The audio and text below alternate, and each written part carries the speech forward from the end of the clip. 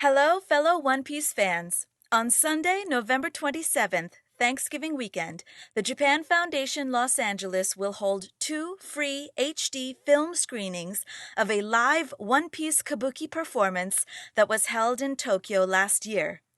The film will be screened in Hollywood at the TCL Chinese 6 theaters, next to the famous concrete handprints. Odachi himself said, and I quote, 素晴らしすぎて演舞場から帰りたくありませんでした。皆さん、ぜひ! In English, it was too spectacular. I didn't want to leave the Kabuki theater. Everyone, you should see it! There will be a cosplay contest, so please come dressed to impress. For more information and to reserve a free seat, visit jflalc.org.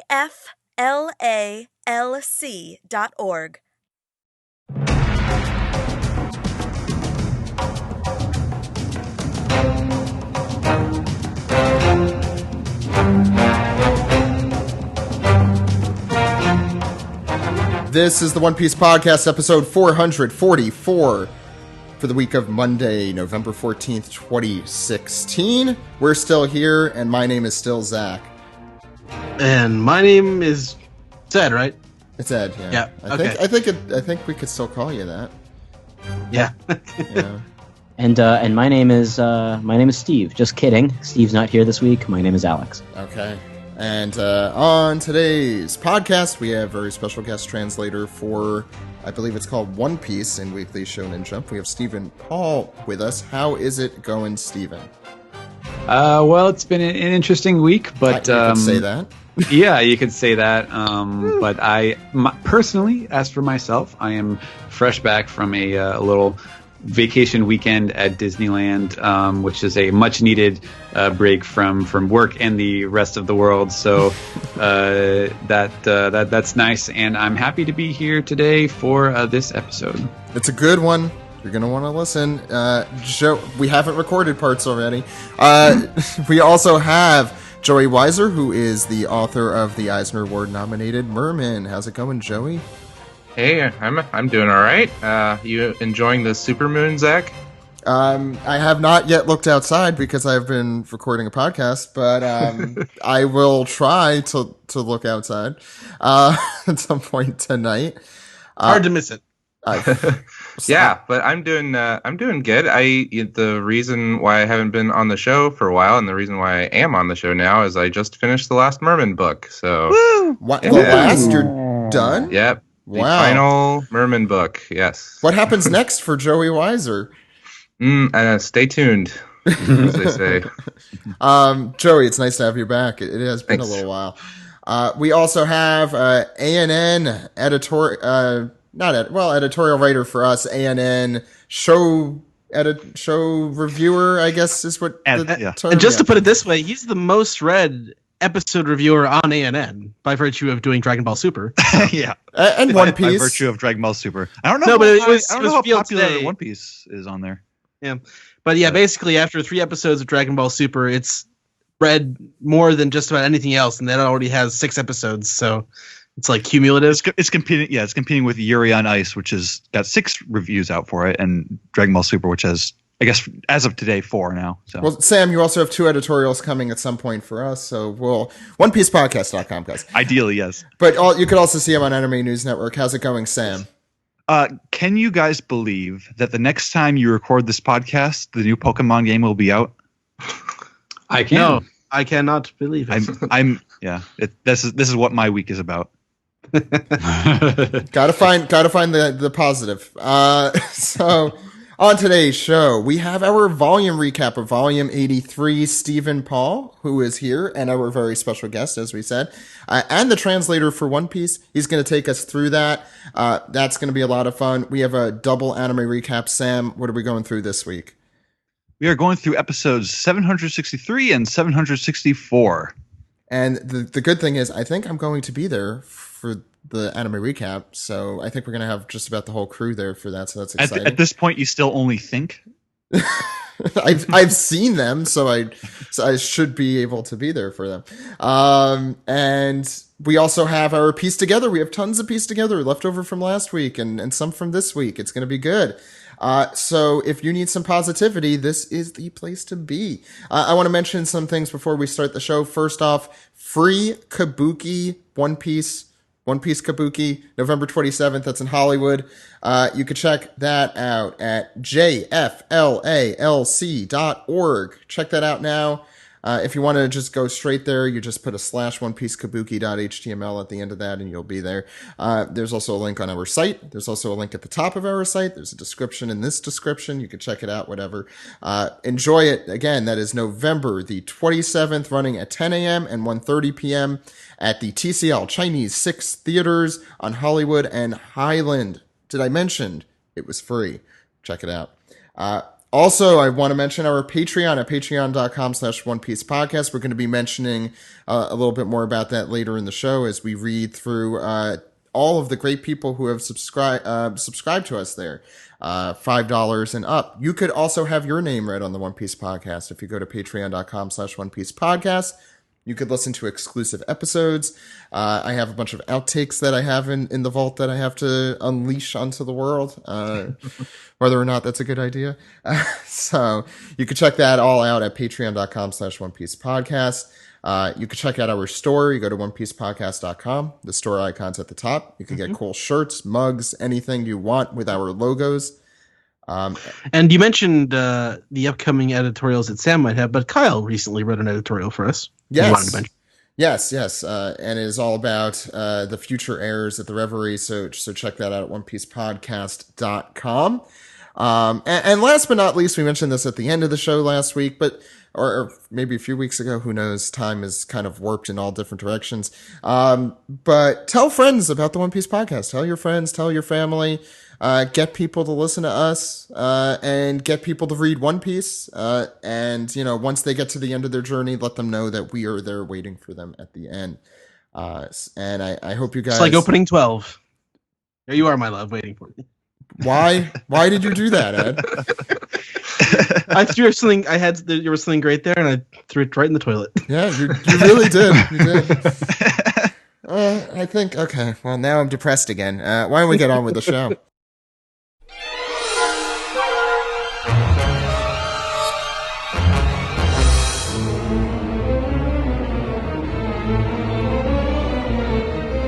This is our volume recap for volume 83. I don't know the title. What is it, Stephen?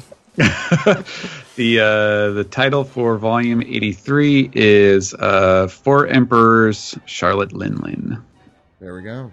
I guess it would be Emperor of the Sea. I think that's how I put that. That makes a little more sense. She can't be all four at once, probably. Right. So there's a lot, I'm sure, to discuss here. For those who don't know what we do in the volume recap segment, Stephen, the actual translator for One Piece, and not just Shonen Jump, but for the volumes, is going to take us through. We're going to talk about the SBSs. We're going to talk about the volume cover. We're going to talk about the inside flap. We're going to talk about all the little goodies inside the volume.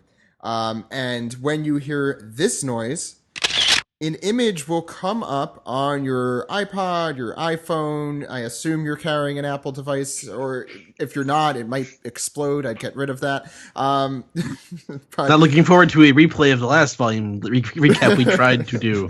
It broke your computer. Well, I forgot about that. Whatever you might be using, you might be able to see it, but if you can't see it on your device, please listen to us on youtube.com/OnePiecePodcast, and you'll be able to see it there. So, without further ado, Stephen, why don't we start volume 83? All right, and I guess we'll start with the cover, which we talked about in a previous episode when right after it was first revealed.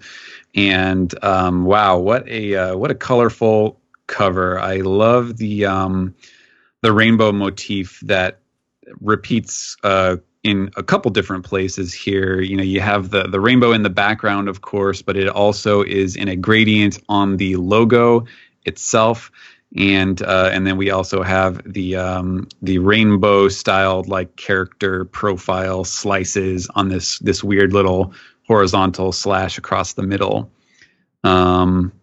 And I think I think when I commented on this the last time, I was doing it off of memory, and I remembered it as having a white background, which I guess is not technically true. There's a very light pink, especially towards the sides. But it is there's a lot of bright color here, not a lot of heavy dark colors, and it seems to fit the kind of theme of the image here, which is we're seeing the happy, fun side of Whole Cake Island. Yeah. And probably not so much the darker stuff, which we will eventually see at some point in this arc. I mean, do you think it's going to be as dark as Dressrosa? I mean, people seem to be happy there, although they did in Dressrosa too. I don't know. Yeah. That's a discussion for another day, probably.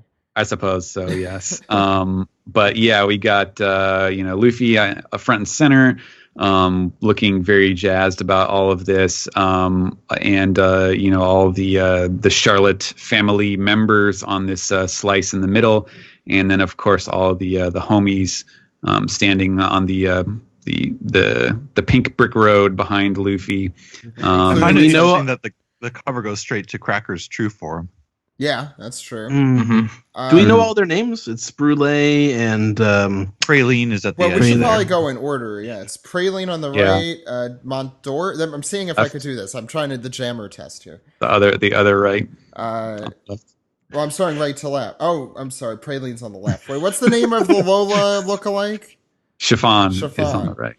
Montour, Opera, Cracker, Pedospero. Yep. And the Wicked Witch of the West. Brule. You said it earlier, and I still forgot. Brule and then Praline. I remember the names of the people on the left half.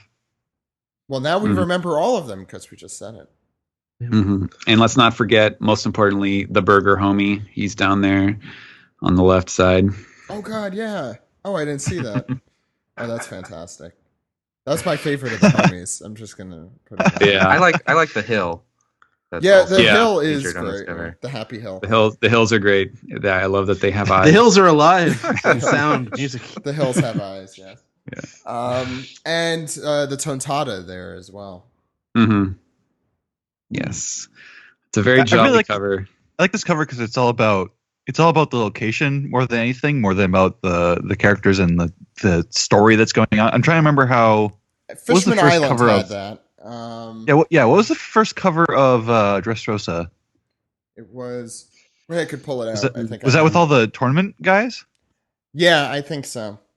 Isn't there a yellow cover? Yeah, like this mishmash of faces and stuff. Volume 70, I think. Well, volume 71 would have been the first right. Dressrosa one, I think. I mean, I personally love the setting one, so this is a good one. Yeah, I think this is a really great cover. It's like I could have done without all the characters, honestly. Yeah, that's my big issue with it is that stripe across the middle. Like, it's neat, but I feel like it speaks to this like feeling of needing to cram in all the characters, like you're checking off a list on a sheet, rather than actually creating like a super great looking standalone image. I don't know.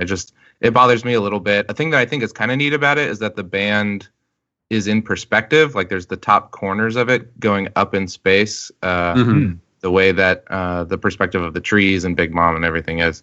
So I think that's a kind of neat thing to make it not quite so flat and static, but like I feel like it's unnecessary kind of.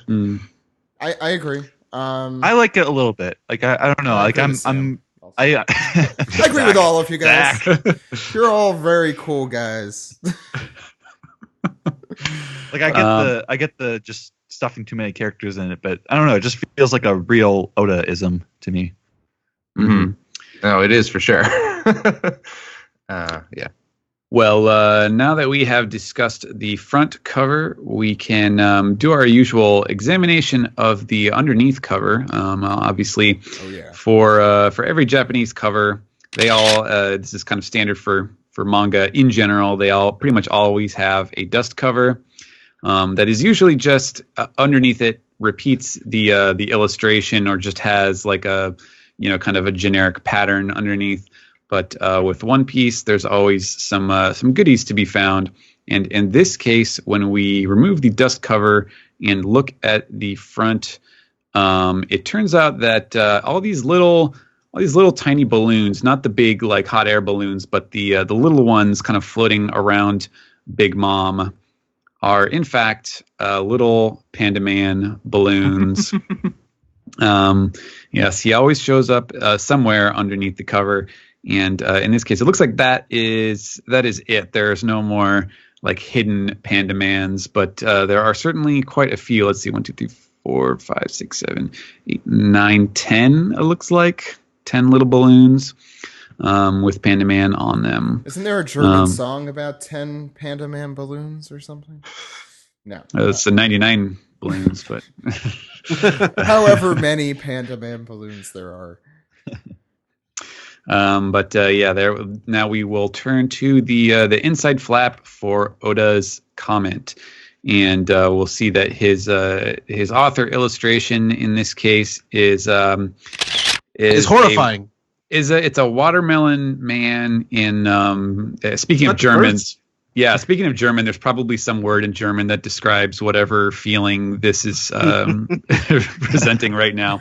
It's someone who is inflating enormously, looks to be in anguish, and has watermelon print pants and a little hat on. I know we have a lot of Never German should have listeners. gone to Willy Wonka's chocolate factory. I know we have a lot of German listeners. I want the word for that. You could even make up a word and tell us, and I'll believe it. That's fine. Yeah. And the nice close-up of his face for impact. Yeah. In the sky. Yes. And Oda's comment is, I've been lied to. I've been fooled. Is it possible that if you swallow a watermelon seed, it won't actually grow inside your stomach? And that is his comment. We'll begin volume 83. Yes, all those warnings from your parents that don't swallow the seeds, or you'll grow a tree inside your stomach. Not inside your stomach because of the acid, but if you accidentally get one into your lungs, it can germinate in there. I'm serious. It's horrifying. And if you swallow your gum, it will never leave the intestinal tract. Right. So that's really true. Yeah. That old wives' tale is true. You know, if One Piece lasts long enough, I'm sure we will inevitably see some author comment from Oda about swallowing your gum. That's the level of introspection that he puts into those. So yeah, we will continue inside the book at the contents. Let's see. We have the birth of Zoro gets to. Yes, that's right. It's just right on the front there. Yeah, they always reuse some jump illustration that Oda does for the very front inside cover, and yeah, that was the infamous birth of Zoro. This was from Film Gold, I guess promotion. Was that on the cover of Jump? Yes. I think so. Yes. Okay. I know it was on the cover of Shonen Jump, the English Shonen Jump, but I couldn't remember if that was the cover in Japan as well. Done a good job of covering that up a little bit. Yeah, it's not quite as Yannick. Very good. Yeah. Yes. There's also a lot of color spreads this volume, partly because of Film Gold. Yeah, I noticed that as well. So he kind of had to. A lot of times with the SBS corners, he kind of wraps it up about 3/4 of the way through the book. But I think this time he had to kind of use the entire book to fit in enough segments to answer all the questions. So yes, this is an 11 chapter volume going from chapter 828, which would be 1 and 2, referring to I guess Ichiji and Niji, their first introduction, and ending with 838, which was Chobro. God, so close. Yes, it really is. The funny thing I noticed is that the first chapter is the introduction of Ichiji and Niji, and the very last panel of this volume is introducing Ichiji and Niji again as they walk to the German kingdom. I don't know if that was on purpose, but it's a funny bookend. These assholes. This volume's dedicated to them. Yep. It's a volume of assholes. Yeah. So as you mentioned, we have to kind of flip through a few chapters to get to the first SBS because we do have some film gold color spreads which kind of use up that space. But we will start here on the first SBS segment, which the header of which has the mermaid quintuplets from Fishman Island, and they are saying, hey, isn't the SBS about to start? Oh, I think it is about to start. No way, it's not starting yet. What happens if it does start? It's already starting. And Oda throws an arrow pointing up at it and is like, what? The SBS has begun without him, as usual. And we go to our first question, which is about the introduction of the Heart Pirates as we saw them in Zoe when Law just says like, "Here's my crew." So, anyways, and he continues on, and they get angry that they've been so disrespected, and the reader wants to know, can you tell us more about these 20 members of the Heart Pirates who were treated with such little respect in chapter 815. I would have figured they were all men, but it looked I saw at least one woman in there. I'm surprised, and Oda is like, "What? I'm surprised too. Like, really? Like, why do you want to know about all of them?" So he decides to single out a few. He actually has a sketch, like a draft page, a storyboard page of that he did not use, of 3 particular characters in the Heart Pirates that he wanted to use in a scene to indicate a faction within Law's crew of pirates who did not want to join up with the Straw Hat Alliance because they didn't really have a choice in the matter. Law kind of went off and did things on his own, and so he has three guys here. Whom he names Ikkaku, which which means like single horn, and that would refer to a narwhal. Uni, which if you've eaten a lot of sushi, you would know that is a sea urchin. And then lastly, we have Cleone, which is a reference to those little tiny sea angel things that you see in the deep water that flap around. So I guess most of Law's crew members are named after oceanic creatures. Right, that would be the implication. We've definitely had that theme going so far. Right, Penguin and Shamu. Yeah, totally his name. Penguin loves Chachi. Come on. And he has this little cut in here where Ikkaku is saying, I don't like it.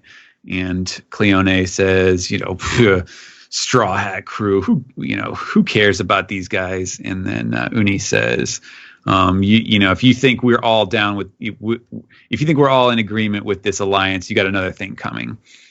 Yeah, that's interesting that he cut that part out. I guess just to streamline the story a bit and get to the heart of things. Yeah, I guess so. I mean, in retrospect. Wait, was that a pun? Sure. In retrospect, given that he did kind of he made a joke about Law just sort of slipping past just kind of skimming over all those guys. In retrospect, that's kind of what he did in the story in general. So I guess Oda considered okay, yeah, so maybe they wouldn't have all been into this, or they kind of as a highlight of the fact that Law had kind of unilaterally done this choice of action without them. But it just wasn't it wasn't worth it for in terms of slimming down the pages to the right number for the chapter.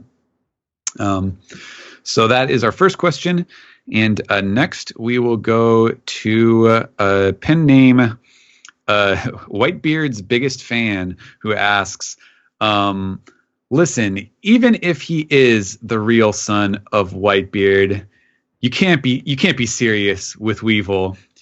This isn't right. Don't normalize Weevil. Hey, I didn't realize the podcast got an SPS question in.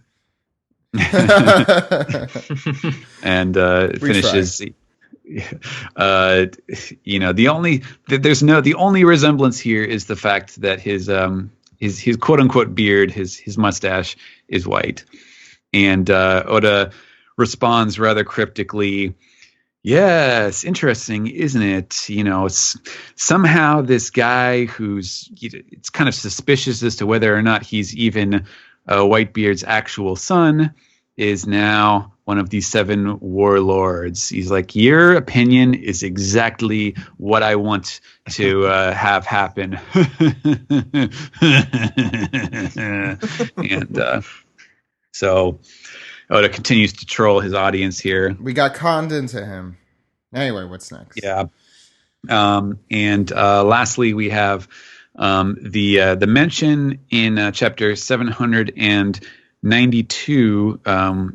The neighboring country of Apple 9 appears in one of those scenes where they were talking about the signals from the visual signals from Dressrosa. This is the state of Dressrosa. Anyway, right? Yeah. Yes. And this guy points out very, very cleverly that when Oda introduces it in his little narrative box, the neighboring country, Apple 9, for neighboring country, he uses the term Ringoku, which, it just literally means adjacent country. And he points out that Apple is Ringo and Ku is one of the ways to say 9. So is that literally how you came up with this? That he said Ringoku, and then he looked at it and was like, that's Apple and 9. And so then he called it Apple 9 in English. And Oda's response to that is,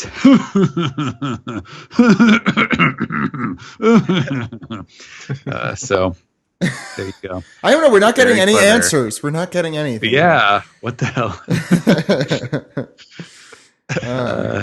So that is the end of our first SBS segment. We will move on to the second at the end of the next chapter, where our header is a scene from Robin's childhood in Ohara at the Great Library, where she has apparently removed all the books from the bookshelves to spell out SBS along the shelves. And there's Clover not telling us the name of the ancient kingdom, right there. Right, that's his troll face right there.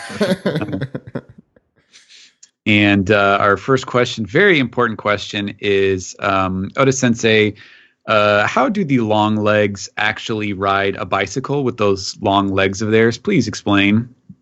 And we have a little illustration of, I guess this is Baron Tamago riding the bike, because he's saying like, my hands, they do not reach the handle. Should have been a penny farthing. Yeah, penny farthing. Oda says, well, yes, it would be difficult for them to ride bicycles designed for ordinary humans. But no, the long leg countries or country. I guess we'll find out. I'm assuming, given Oda's creative style, that it'll probably just be one country. Has its own bicycle makers who sell their own special bikes for long legs. So don't worry, and thanks for your concern.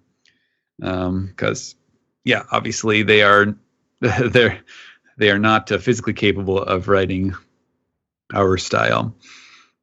Did Oda draw this little drawing, or is that? No. I would assume that must be from the reader. Yeah, I was gonna say it's a pretty crappy looking bike.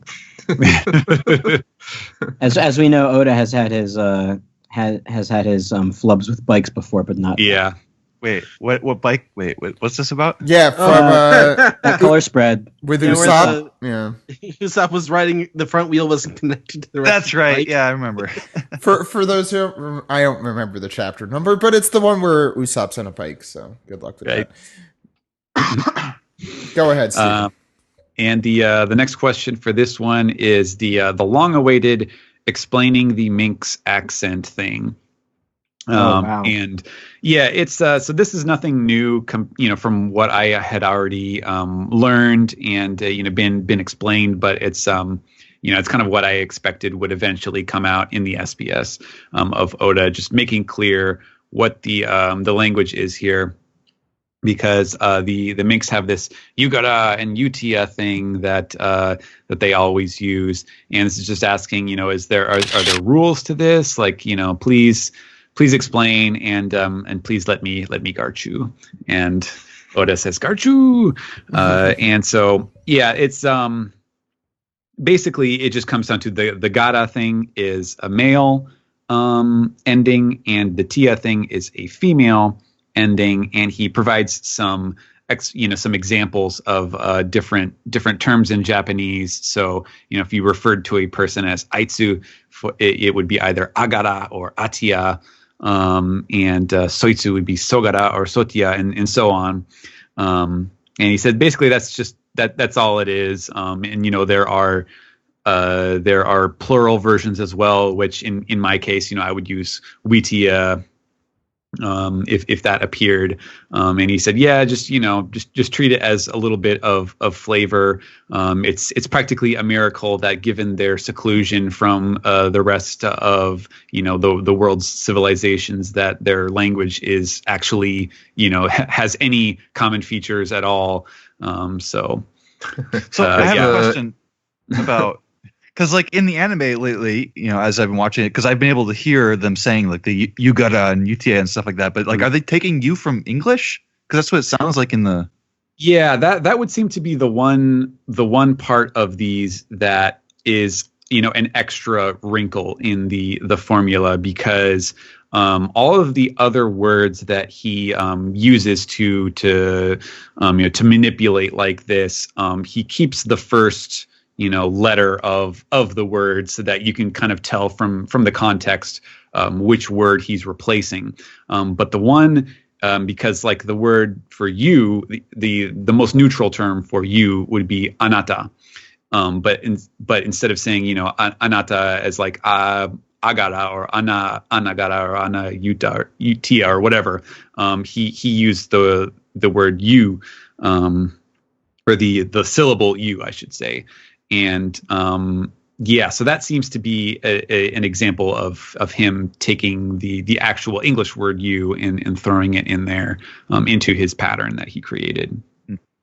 Which is, to be honest, that's part of the one of the things that kind of threw me off about it when it first showed up, because of course Oda loves to kind of hurl these details at you first before you have a proper context for them, just to make things confusing or bewildering, and then later on fill in the blanks. When are they going to give you that direct line to Oda already? Yeah, give me my red phone to Oda. Unless this was your SBS question that you submitted, Stephen, and he just published it months and months and months later. Yeah. I do see you asking for Garchu from Oda. I mean, yeah, you got it. It would be nice, I'm just asking for just throw me a bone here. No, I wouldn't be surprised if the fact that the editor probably had to ask him just to be sure, when I raised hell about it way back when. I'm sure that was probably part of the thought process where he was like, okay, I definitely need to put this into the SBS because people are going to be confused. So yeah, we skip a few more chapters ahead. I think we go from page 60 to 118. Correct me if I'm wrong. I think it's a really big jump. Three chapters ahead. Yeah. And this time we have another one of these. I guess these are probably colored pencil illustrations. They're very shady, lots of darks in them, but it looks like Chopper with some kind of like a laboon balloon thing going on here. It's kind of hard to tell what exactly. No, it's whale. It's Hui because it has the crown on, isn't it? That's the tail. That's the tail. Oh, yeah. It's baby laboon. Yeah. Okay. And on the other hand, it doesn't have all the marks on laboon. Yeah. Well, it is baby. Baby. It's Yeah. a baby. Yeah. Yeah. Mm-hmm. And I guess that's a boat of some sort. Or a roof.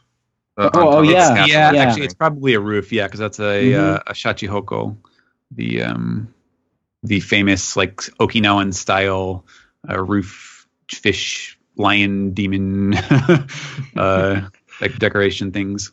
Right, and yeah, it's definitely a riff because you see clouds in the background. It's bear clouds. It's a very strange drawing.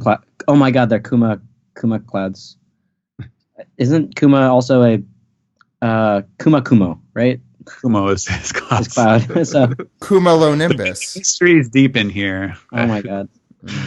All right, so the first question here, if you recall last volume, the volume 82 SBS, there was a question about how to evade dangers like Akainu and bears and ghosts, and by putting your hands behind your head and whistling a tune and looking kind of up into the side like you're just nonchalantly ignoring whatever is going on as a means to evade danger.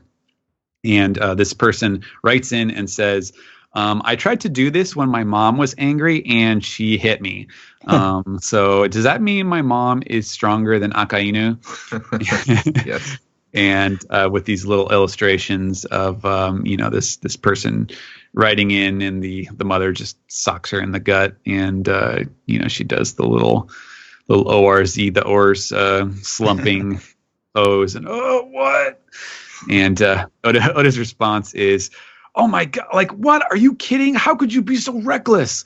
He's like, "That's the strongest creature in the universe. She's more powerful than Kaido. Like, don't ever try that again." It's a little dark. But remember, mother loves you more than anyone else.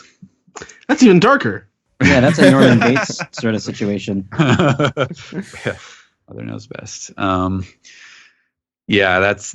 is his response to that. Our next question is a rather interesting kind of backstory one here. This reader writes in about the Dressrosa arc, says, I love the Dressrosa arc so much. I've read it through multiple times now. Wow, but there's just one thing that I just can't figure out, and so I sent in this SBS question. In chapter 788, there is a scene where Viola and Doflamingo call each other Dofi and Violet. Why did they do that? What was the reason? What was their thought process behind doing that? And Oda has this kind of cryptic answer where he says, "Wow, that's very insightful. That's a deep cut question here." And he says, "Well, there's some very deep backstory that I came up with for this, but I cannot reveal exactly what that is. I told the story editor, but it's a rather mature character detail, and I decided not to reveal it in One Piece, given that it is a shonen manga. It's for the kids." So those of you adults out there, feel free to use your imagination. Dressrosa is truly the land of passion. Oh my god, they bang. Yeah. That seems to be the implication. And so this is like the big one that people are talking about a lot. I've from heard this on Twitter. There's definitely some concerns over what this is actually saying. Like, is this a consensual encounter? Is that's what I was saying, like is this revelation just like something really kind of dark and gross, or is it just like or is there some other story that it's Doflamingo? I think it's safe to say it's dark and gross, but go ahead, Alex. Because she referred to him as Dofi, which is sort of it's a very familiar name. Yeah, that's true too. I feel like that it might have been consensual. I don't know. Yeah, that's like I can definitely, because I was talking about it with my friend, and like there's definitely some split opinions here on how cool or not cool this revelation is. I can definitely like piece it together in my head in a way that is like consensual, and like maybe like during a pocket of their time together there was a romance or something. But look, maybe not really. I mean, it's Stockholm syndrome at the best.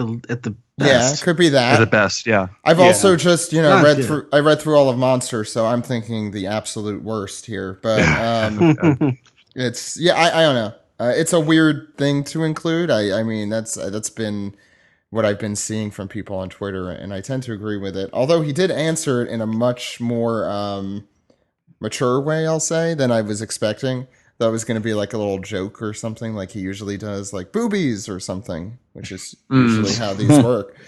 All right, what's next, Stephen? Yeah, I mean, it's just before we go on, like I think it's hard to say for sure, what his implication is behind this, because you could rationalize it in certain ways that still make Violet a sympathetic figure. Like she's not depicted as being evil in any way, as after her kind of original introduction, which we very promptly see is kind of put on for show. I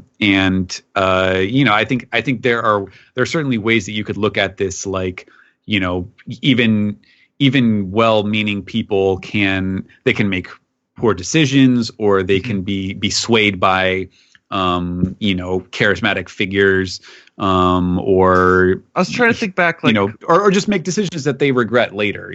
She may not have realized what she was getting into first, and then realize what a monster he was once she got involved with him. Because there's a scene where she chooses to join them, isn't there? Like when Kyros cuts his leg off, and doesn't like Viola like offer herself to save her dad or something? She's kind of a enigmatic character in Dressrosa in general.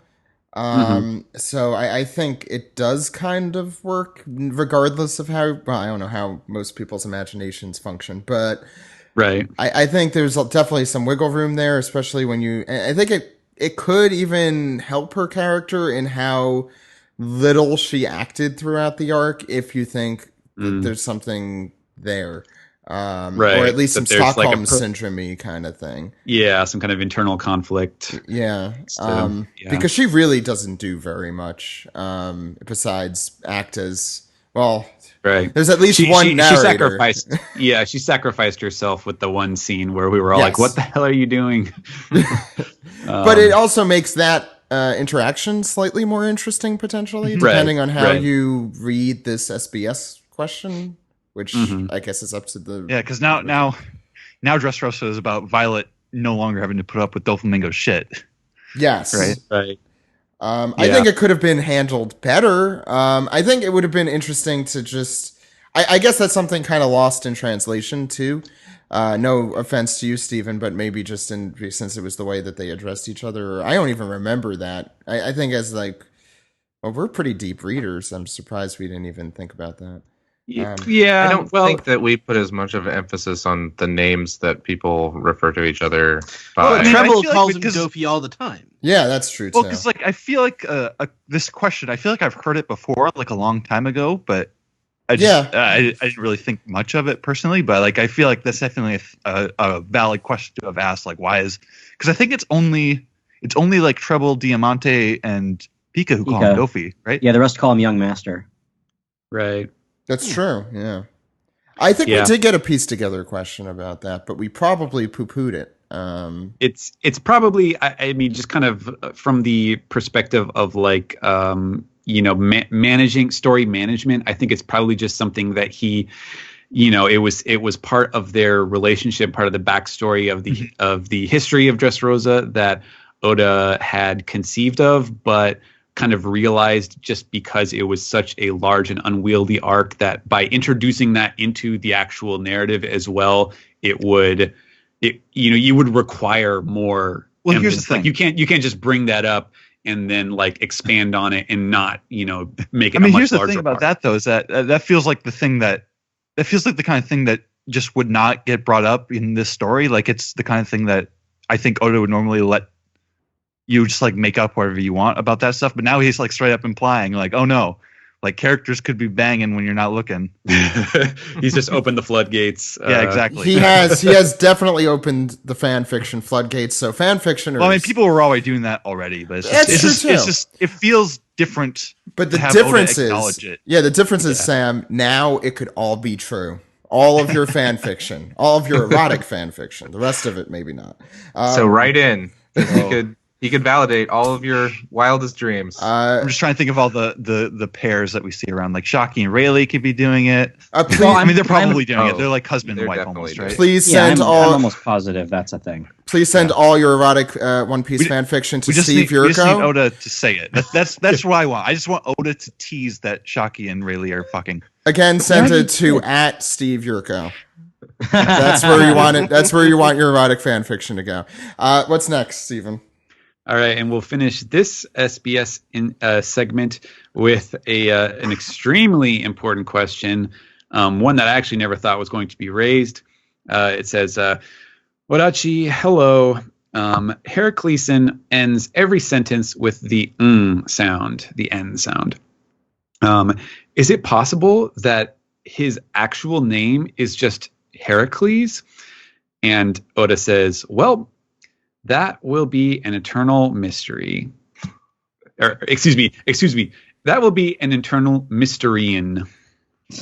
Wow. Take that, wiki writers. It's the Oda equivalent of "that's the joke." Yeah. Yeah. Pretty much. But yeah, I know I have been on the podcast on podcast record as saying that his actual name should be Heracles, just because of It the is. hints there. I think that confirms it, right? I mean, come on. I'd say so. Yeah, I think that's a confirmation. As much as Oda confirms things. That's the most you could expect a confirmation. Yes. The answer to this question is too mature. You can't get into it. What's next? All right. The next header is we have Buggy and Mr. 3, and Buggy is saying, hey boys, it's time for the the super flashy Buggy Sama corner, the SBS. And Mr. 3 is delivering the Tsukomi like, no, it's not. And our first question here is about Zoe's legs. Another mystery. How is it? What's going on with Zoe's legs? Is it possible that this elephant has legs so long they would even put the residents of Longring Longland to shame? And Oda has a little illustration here of the image of the elephant with the very, very long legs extending underwater, and his answer is yes. That's a very good observation. It's true. If you look at the drawings of Zoe and assume that this is a normally proportioned elephant, you would think, wow, the sea is really super shallow. But as a matter of fact, this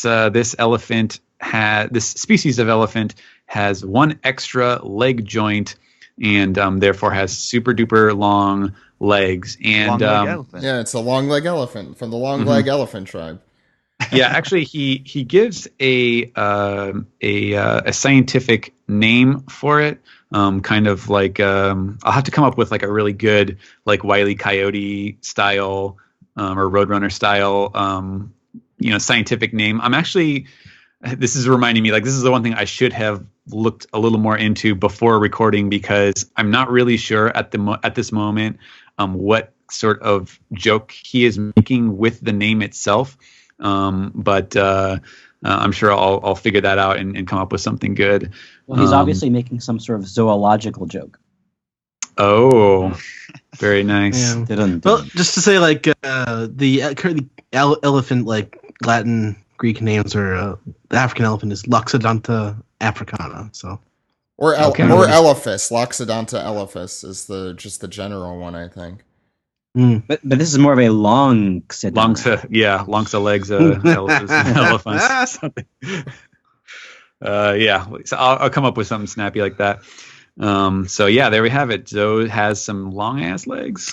Yeah, it's kind of satisfying to see him acknowledge that and sketch it out, because I think it was something that we were all, it was on our minds, but we weren't sure if we were just thinking about it too hard, kind of like. Because I know that I definitely. Because I just assumed it must have had like really long legs or something, but then I saw other people. I don't know, because it's just like it's impossible to really be sure like what how shallow the water should be compared to the size of the elephant, and blah blah blah. And so, I was actually, before this came out, I had just been rereading the most recent volume to come out in English, and it was the first one where they reached Zoe, and I was just kind of thinking about, like, if Zoe stood on land, like, would he be tall enough to reach a sky island, and is that somehow related to the way that the world works and stuff like that? Oh, that's a cool idea. Yeah, wow, I like that.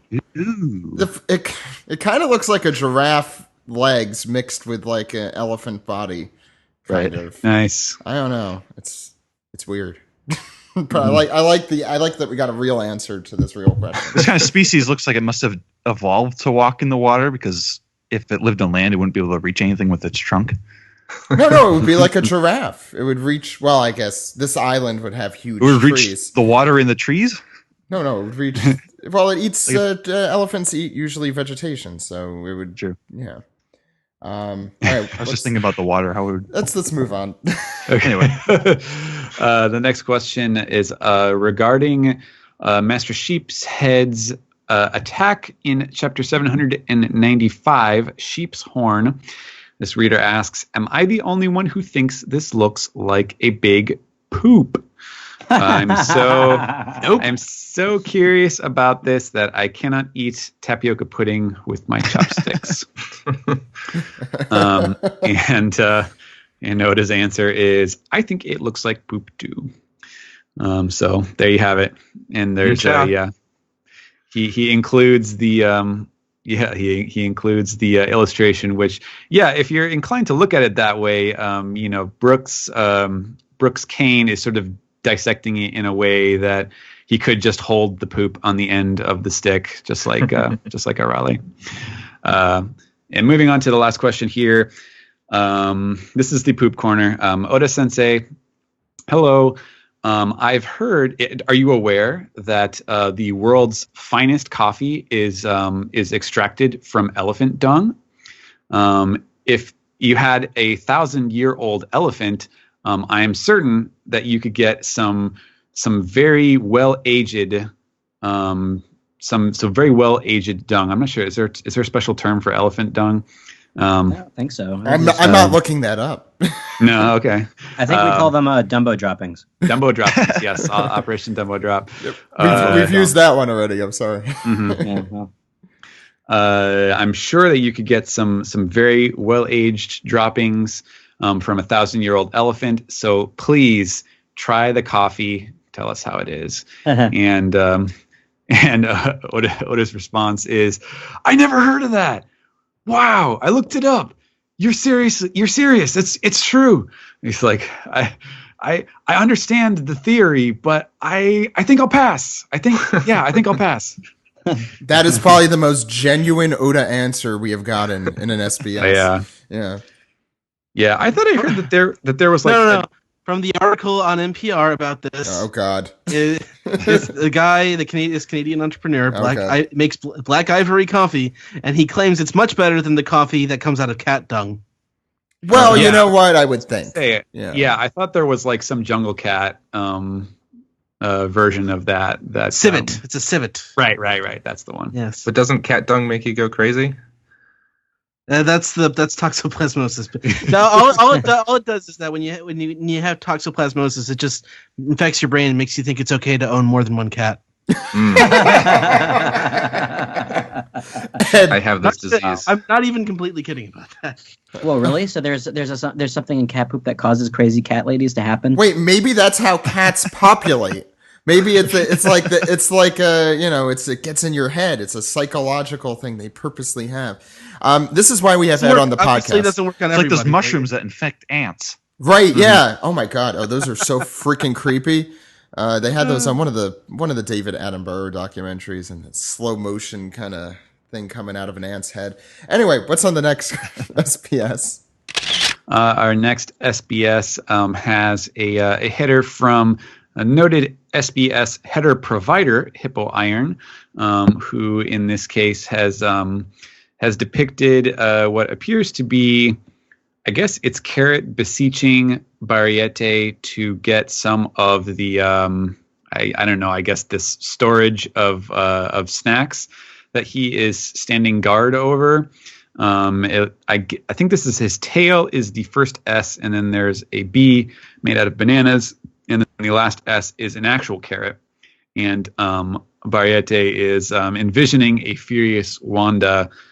So that's my opinion of what this is representing, is that he will get chewed out by Wanda if he gives Carrot the fresh stuff here. What does it say in the characters that are next to Barriete's head? Like, that's just the Shitsumon corner, the question corner. Got it. For the SBS. And our question here is Mr. Oda Hesso. We know that the famed specialty of Skypiea is its pumpkin crop. Now, let's see. It was the Noland, the biologist, who recorded that. Let's see. Jaya was the home of this pumpkin crop. Now look at Dressrosa, and you will see that the pumpkin motif appears here and there.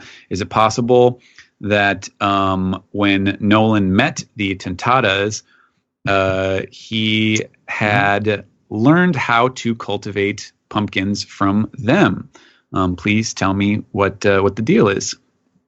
And this comes from this is a question from Kamiki-kun, the one of the famous One Piece Mania super fans. And there's a bunch of little illustrations from the series of this pumpkin motif going through. We have the illustration of Skypiea from one of the cover stories of the Pumpkin Cafe, where they're eating the noodles, and then we have this kind of flow chart here of Noland with his pumpkins that he is bringing to the Shandians, and then green bit we see the pumpkins in part of in the background of this illustration of the giant pumpkins with the trees, and then Dressrosa they're mentioning the fairies pumpkin gazpacho. So yeah, I think I may have misspoken while I was describing that. Basically, so yes, the pumpkins, he got the pumpkins from the Tentatas, and or is he getting them from the Shandians? No, I think he's getting it from, if it came from it looks like it came from Skypiea / Jaya.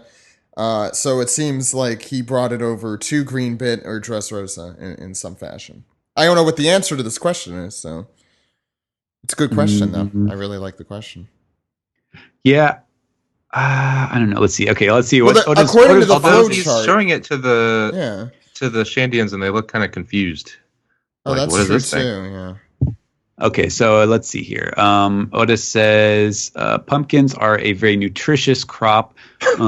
So Noland, it appears that they have taken root in all of the places that Noland brought them. Oh, maybe it was both. Maybe Nolan brought them to both, and they came from somewhere else. Came from his Level Neil Kingdom or whatever. Yeah. Right. Yeah. So Liv Neil. Yeah. So I think the question to Oda was: is it possible that Noland got them from the Tentata, or learned how to cultivate them from the Tentatas? But then Oda doesn't necessarily specifically say. I guess he does agree, but he doesn't explicitly lay it out. He just says that the pumpkins have taken root wherever he brought them. But that it certainly is a common tie between the two areas, which is cool. And as he said, it speaks to the quality of his character that this crop has flourished wherever he brought it, because people took him at his word. Never really thought about it, but Nolan's been to the New World then. Yeah. And I guess we can safely assume that whenever we see pumpkins in the background of any place now, we can just assume that Nolan's been there. Nolan created Halloween. It's official, guys. It's official. What's the next question? Next question is about everyone's favorite member of the Fire Tank Pirates, Vito the Phantom Gun. Relevant to the anime recap this week. Yes. Nice. This person has noticed as well that Vito has extraordinarily large hands. Whoa, really? I wonder if Vito knows that if your hand is bigger than your face, you have cancer.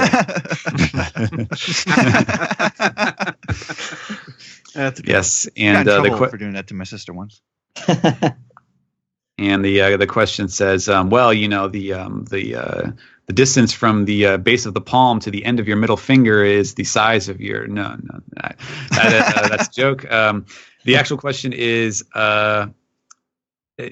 he has extremely large hands, and yet his suit seems to be tailored to a normal size. So how exactly does he get his hands through the sleeves?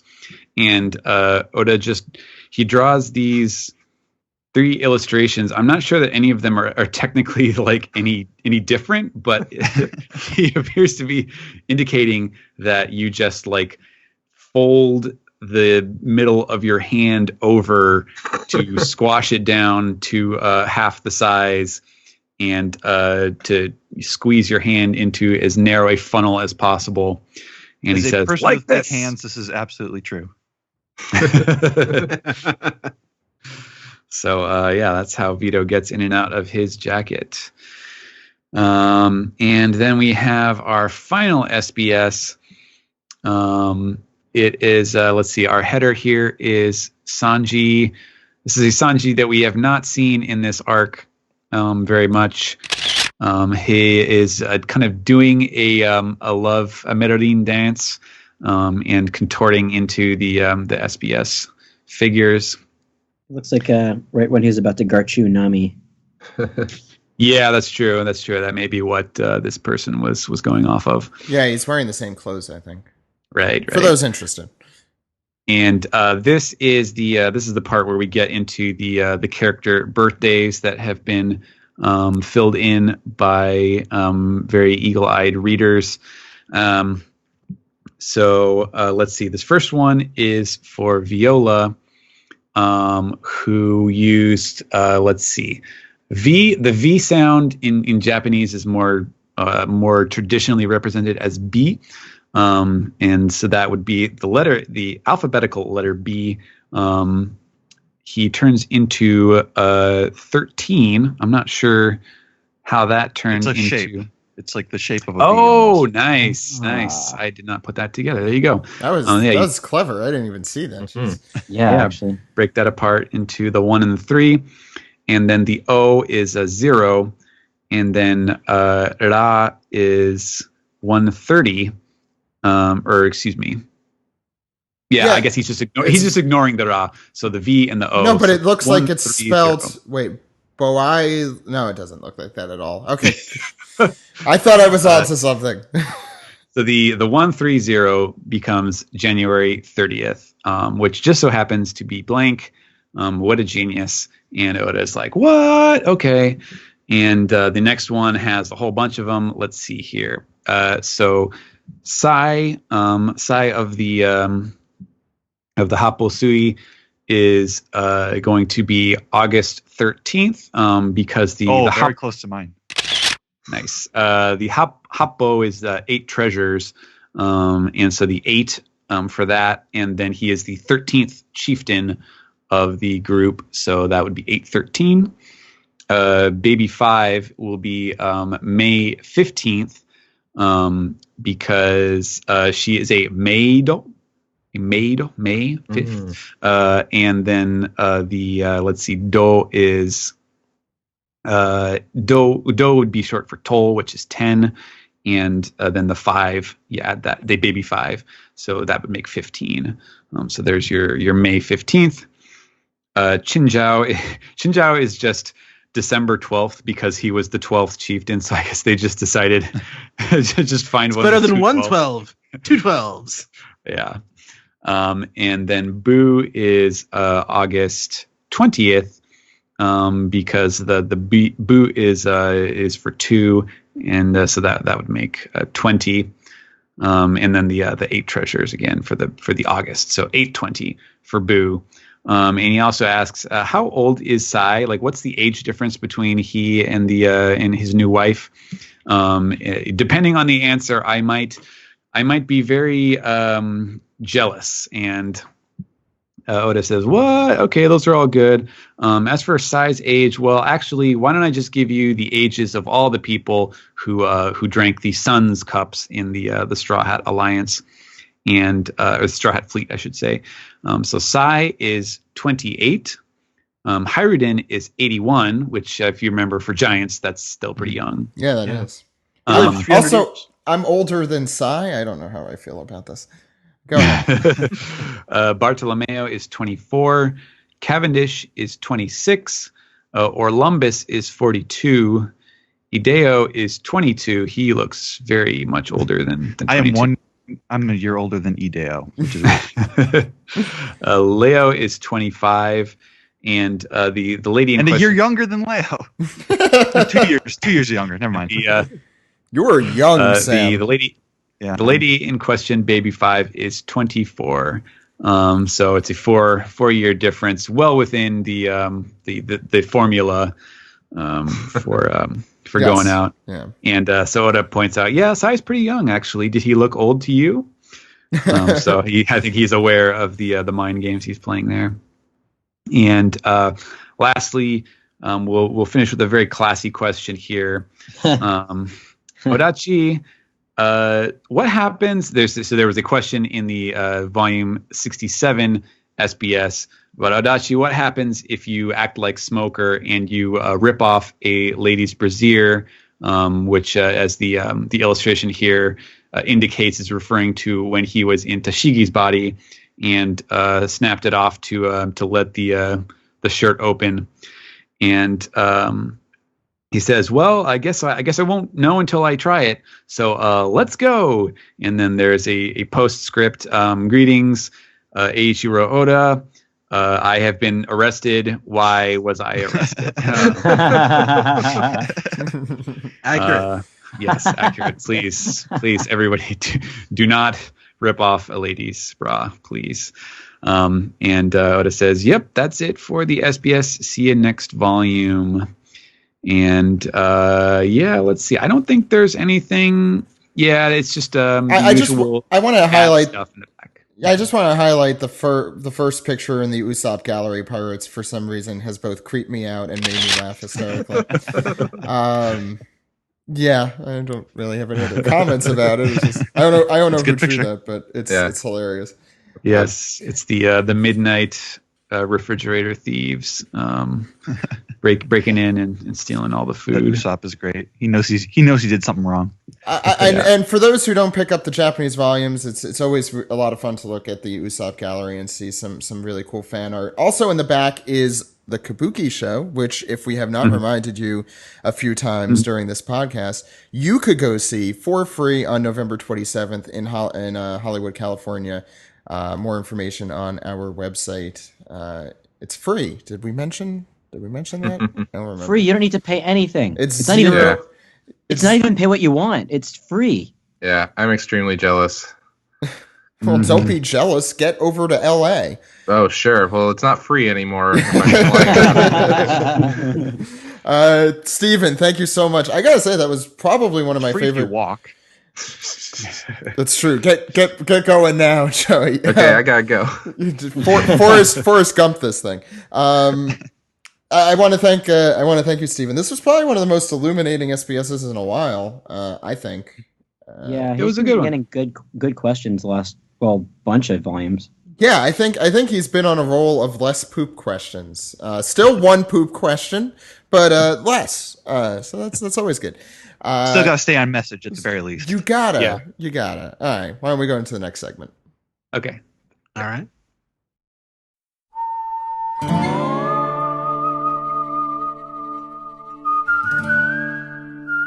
This is our Patreon patron appreciation segment. My name is Zach.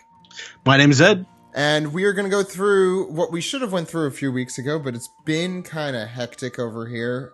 So we're going to do this now, and these would be our October patrons.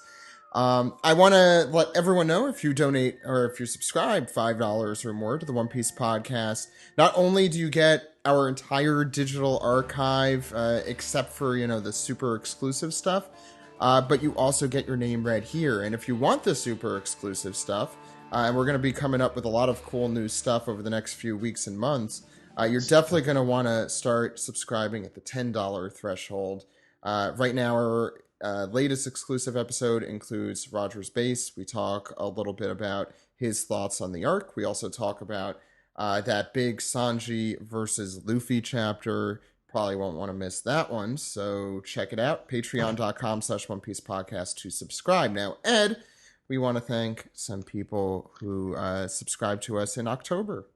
Yes, our patrons for October. First, Nohas, Chris Bachman, Caroline, Karina Dinsmore, Francis S., Jose Rivera, Narayan, Shelley Prez, Blair Mason, Jeremy, Straw Hat Cyclist, Andrew Bartlett, Kathleen Weidenhammer, Matthew Moore, Joseph Griffin, Drew Carmian, Darren Smith, Saad Mer, Ferrocelite. This man's a mineral, apparently. Good for him. Kane Yin, the Spider-Man 360, Chase Vanam, David Burgess, Tariq Mahdi, Trevor Reed, Ahmed Bayan, Jacob Becker, Daniel Montejo Jesus, Oscar Eliason, Rohan Acharya, Michael, Neil H. Let's see here.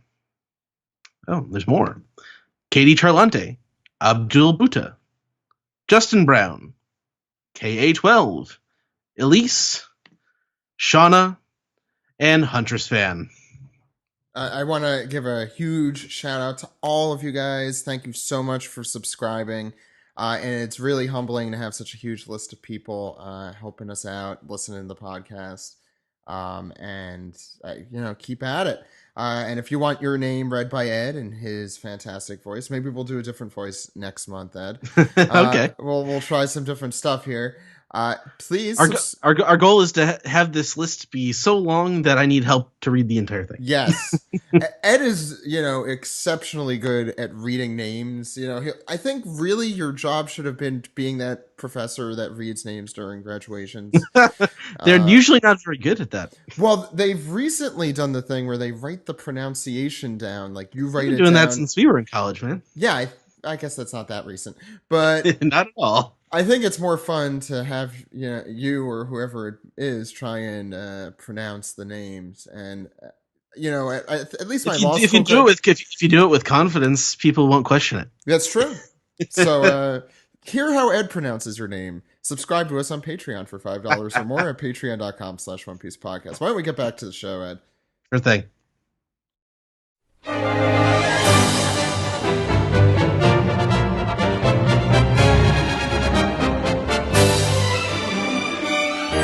This is the anime recap for episodes 763 and 764. I'm your host, Sam, and today with us we have Zach. How's it going, Zach? Hey, happy to finally be back for an anime recap. We missed you on the rest of the podcast that you were totally on. Thank you, Sam. Okay. Yeah. Also with us, we have, as usual, we have Ed. Hello. And once again, we have Alex, the dude. Hi. So we can start getting into the episodes. This is a double anime recap this week, so we've got two episodes I feel like go together fairly well. So the first episode is 763, The Truth Behind the Disappearance. Sanji gets a startling invitation. The title card begins at 5 minutes and 21 seconds. Yes, Ed? Yeah, they're very similar in content. If you didn't know any better, you'd think they were one episode. Right. The screenplay this week is by Shoji Yonemura. Episode director and storyboard artist is Satoshi Ito, and animation director is Isamu Takada. The episode begins in the middle of the action as Capone has just shot Pickums with his hand. We see a small glimpse of the men living inside his hand, the people who we assume shot him. We at this point in the story, we know how Capone's powers work, but like Sanji and Brook, they don't. Look at the brutal shot of Peckham's on the ground. Yeah, the faces in this episode are like really pretty intense. I don't know. Like some of the art, like all throughout this episode, both really just felt kind of off, like just a little bit off. I didn't really get it, but I don't know. I don't know where feel that way at all. But I felt like the voice acting was very strong, especially Capone. I really love Capone performance. Capone goes on to explain that Peckhams may not look like it, but he's a quite well-known pirate. However, he chose to act on his pathetic feelings, so he turned into a coward. And then he decides to open up his chest and let his sort of cavalry come out, and now the Straw Hats are surrounded. They at first thought that they were only dealing with 2 people from Big Mom's crew, but now Capone's brought his whole gang with, and they're all pointing guns and everything. Capone explains that this is the castle fruit, and that he is regarded in the same generation as your captain, referring to Luffy, and then we get some like Sabodi or Shibundi or however you want to say it flashbacks, just some reused clips from way back when. Capone calls for Vito to arrive. This is like this tall, creepy dude with huge hands who, we talked about a bit in the SBS section of this episode. He's got Nami and he's got Chopper. They're his hostages. Vito whispers something to Capone, which is revealing Caesar's whereabouts, hiding in the trees. And so Capone has to bluff to get Caesar out in the open by saying he's got sea stone bullets to his guns and that they're just going to open fire. And that scares Caesar out of the trees. And they're like, oh, wait, no, I guess we don't have sea stone bullets. But we do have sea stone spears and chains. You really get the sense, I think, Capone chuckles, I think, just a little bit when Caesar falls out of the tree. And you really get the sense, and it's really conveyed well throughout this episode, of how smart Capone thinks that he is, and he's talking people into a corner and working things out, and he's really upset he's later on. So far, he is. Yeah. So then we cut to a scene where they have now been transported into the inside of Capone's body, his castle. We see his real body just sort of standing out in the middle of the forest, completely lifeless, the whites of his eyes, and then we see the inside of him, which is like this big dining room. With a long table. Sanji's on one side, waiting for Capone to just sort of materialize as the small version of himself. I really like that one like slow pull-in shot where they come out from the long shot of Capone standing sort of in the dark with his vacant sort of eyes. It's really, that was a cool shot. I like how that was directed. Capone arrives. Everyone, Nami and all them, they're all chained up on the side. We see Vito lighting Capone's cigar for him. We see Capone doing the little cross-eyed thing, which is really funny looking. All the portraits of Capone all over his own castle. They did a really good job of rendering that. I thought that was pretty funny. So this is when Capone goes into the invitation that he was supposed to deliver Sanji. Apparently there is a tea party on Big Mom's Island that is holding a wedding. The groom being the 3rd son of Vinsmoke, Sanji, and the bride being the 35th daughter of the Charlotte family, Pudding, which is a very shocking reveal. Sanji, he's agape. His cigar is not a cigar. His cigarette falls out of his mouth in slow motion, and that's the. Capone's all like, "What are you doing? You're trying to light my castle on fire." Yeah, we need more Chicago extra accents. Yeah, that should be all you're doing from now on. Well. I like the Godfather accent. I actually really like the detail where, after they're sort of staring each other down a bit, Sanji's cig, it just sort of starts burning the carpet, and Capone has to stomp it out, what are you doing? Yeah, that was the line. Yeah, is that what it was? That was the line that's the line that I was doing. Oh, okay. Brooke recognizes the Vinsmoke name. Something seems very interesting about it to him. Nami is remembering way back during the Jaya arc when Sanji first revealed that he was actually born in the North Blue, and they're talking about Nolan the Liar and how it's a story that Sanji knew. Brooke has to explain how big of a deal it is that anyone who was able to cross the red line. In order to move from the East Blue to the North Blue, you have to surmount the red line. It's not just one family moving from one other place. It's a great voyage, and Caesar has to chime in and remind everyone that Charlotte is Big Mom's surname. So Sanji declines the invitation, not wanting to marry a woman he doesn't know. He says our captain isn't the type of guy who works under somebody, and that he's going to be king of the pirates. And that's when you see the rest of the crew nodding in agreement. But then Capone's the note I wrote here is Capone's moving castle.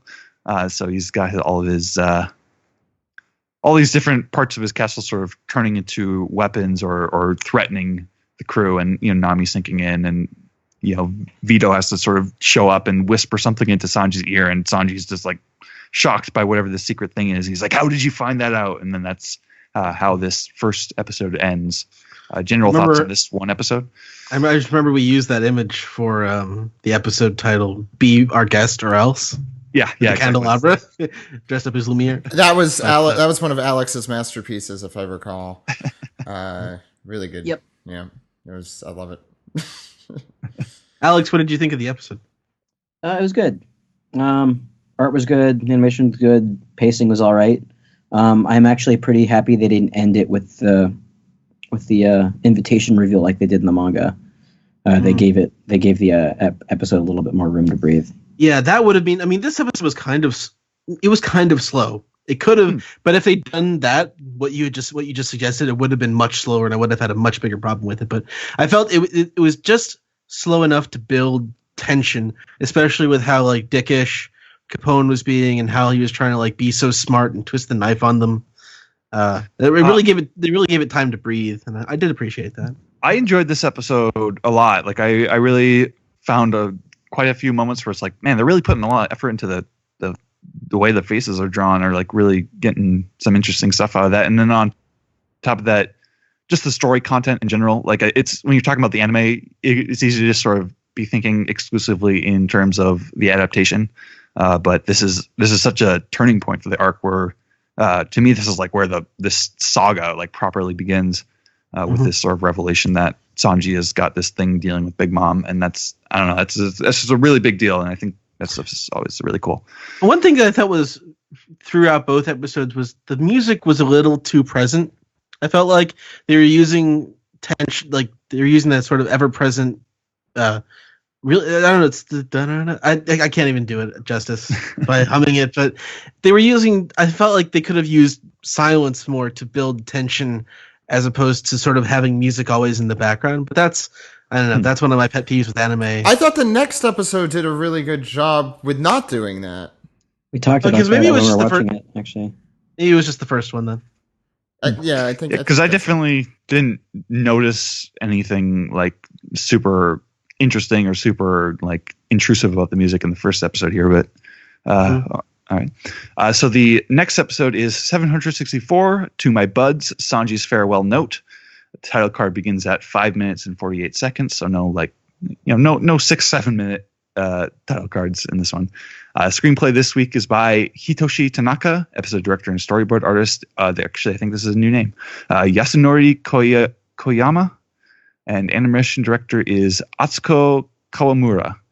And then, so this episode begins with, Capone explaining how big of a deal Big Mom is. She's one of the 4 emperors, so that's nothing to sneeze at. Sanji asks for a pen and paper. Capone sort of looks like really creepily happy to hear that he's sort of obliging to a degree. So Sanji writes his letter that Luffy and all them were talking about earlier in the arc. He hands it to his friends. He sort of puts it in Nami's lap. It's like, I never meant to hide anything from my friends. There's some good sad piano music. He hugs them. It's like a big group hug with his crew. He's not hugging Caesar, but he hugs them, and then this is when he decides to toss them out. Sam, do you think the fact that he didn't hug Caesar might be a hint to something, that he's not, going to be part of the crew? I thought it was a weird Otis. I thought it was a weird like oversight on Oda's part and Toei's part, but I don't know. We'll see. Okay. So he spins around. He tosses the crew out. He mentions, sensing a strong presence outside, assuming that it is the Minx. So he's like starts getting in a fight with Capone's gang, and he's like kicking them around. He steals a gun, and he's like threatening to blow Caesar's brains out. And he's like, "If you kill me, you'll piss someone off, right?" Explaining that the person who set up the wedding must be the same person who was powerful enough to put an only alive note on his wanted poster, which means that this person is powerful, means person you do not want to cross in all likelihood. Someone who is connected or within Sanji's Vinsmoke family. Yeah, this is what I was talking about when I was talking about how much I enjoyed like the verbal sparring all throughout this. Like Sanji gets his digs in this episode, where Capone was being the smart guy last episode and figuring things out. Yeah. That was a lot of fun, especially Sanji and Capone. Really appreciated the voice acting. These they're both really good. So then we just get a bunch of really great Cat Viper stuff, like the Cat Viper just like looming over Capone's body, and it's just like awesome, and it's just. Especially when you're thinking about it as a presence that Sanji sensed. Yeah, that might be the highlight. That might be the highlight of the episode for me. Also, because I need to catch up on. I'm so far behind. We see Capone arguing with Nami over whether or not Capone betrayed his own crewmate, being Peckham's, being a mink. So Cat Viper is really suspicious of Capone, but Nami's saying no, he's a bad guy. He's the one who shot Peckham's. Nami, Chopper, and Brook, they're all like huddling together and like trying to talk into Capone's chest, trying to talk to Sanji. And then this is when we get sort of the classic, turning around, smiling. This is my problem, guys. I'll be back. Tell him hi for me. And this is when Capone makes his big getaway with the castle tank, and he sort of runs off. And they just sort of let him go, I guess. We come back to the present. Brook. No, we don't come to the not yet. I'm sorry. Brook mentions that he thinks Sanji actually has no intention of coming back, which is implying that he knows something about the Vinsmokes that we don't. So the minks all arrive. They're all helping him out. We see some good Cat Viper smiles. There's a good like sort of side smile that we get, and then he notices that there's catnip, and his eyes goes wide, and he's turning into the Miyazaki cat bus. Then we come back to the present where Luffy is reading Sanji's note, which says.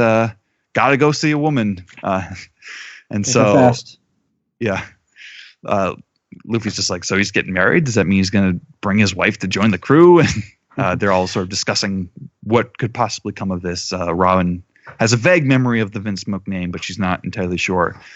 And this is when Zoro gives a pretty hefty speech about how they basically just have to let Sanji up to his own devices because we've got to focus entirely on Kaido right now because that stuff is coming up. We've set that path of fate in motion. We have no choice but to just assume that our fight with Kaido is coming up any day now. And Zoro and Nami are sort of getting into a fight over whether this means that they should be worrying about Sanji right now at all. And Luffy just decides, he perks up. He's doing his Luffy thing. He's like, well, we don't know what's on his mind, so let's just go ask him. And they're like, but you can't do that because that's it's a four emperor's place. And it's like, so we'll just go quietly then. And we'll do it real quiet, like. Yeah. And so Chopper and Brook mention that they do have a connection to Big Mom. There is somebody who Capone left behind who may be able to help them get our way to Sanji and Big Mom. And we can put two together that is Peckham's, but that is how the episode ends, with them wondering if Peckham's is awake at this point or if Peckham's will even help them out. We don't know yet. And I've been praising Capone's voice actor all throughout this anime recap. Mm-hmm. And I just find it weird that I was looking through his credits and I see like his most prominent characters are like Oolong from Dragon Ball, Bubbles, and Porky Pig from Looney Tunes, and Scrappy Doo. Like, this guy's all got these range. All these really little cartoon characters, and then Chicago gangster. General thoughts on this episode. General thoughts on the two episodes together. When Alex and I were watching it, at least. I thought it was good art in the second episode, at least, but very lazy animation, which is a weird criticism. I think they felt like I feel like they thought they could sort of go easy on the animation this week because it's so heavily. No, but the Sanji stuff needed some love. I thought the kicks so voice based though. It's such a dialogue episode. I was kind of disappointed that there wasn't some money put into the beginning of the second episode that we're talking about here. I thought it was an engaging episode. I thought it was all very interesting. I was watching and I was solid B. I thought. I mean, it covered. Yeah, I think it covered. The material from that particular chapter. So I guess that's all we can hope for, right? Mm-hmm. Is that our bar? Is that where the bar is? Yeah. Well, they did the stuff they were supposed to do. I like these 2 episodes pretty well. I definitely favored the first of these 2 episodes. I think that one looked nicer in general. But the second episode never it never looked bad.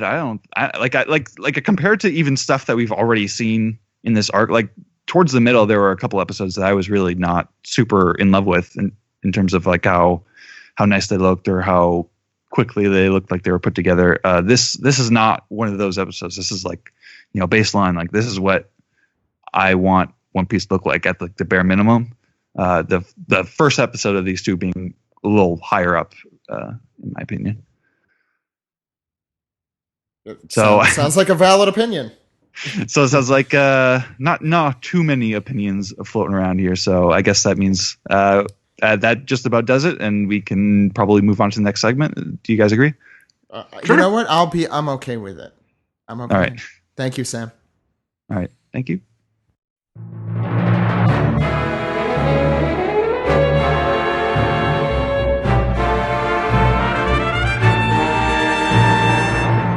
This is the Piece Together segment where we take your questions, comments, and theories, and we work through them and figure out if we could answer them. And sometimes we discuss how similar hair color doesn't mean people are related.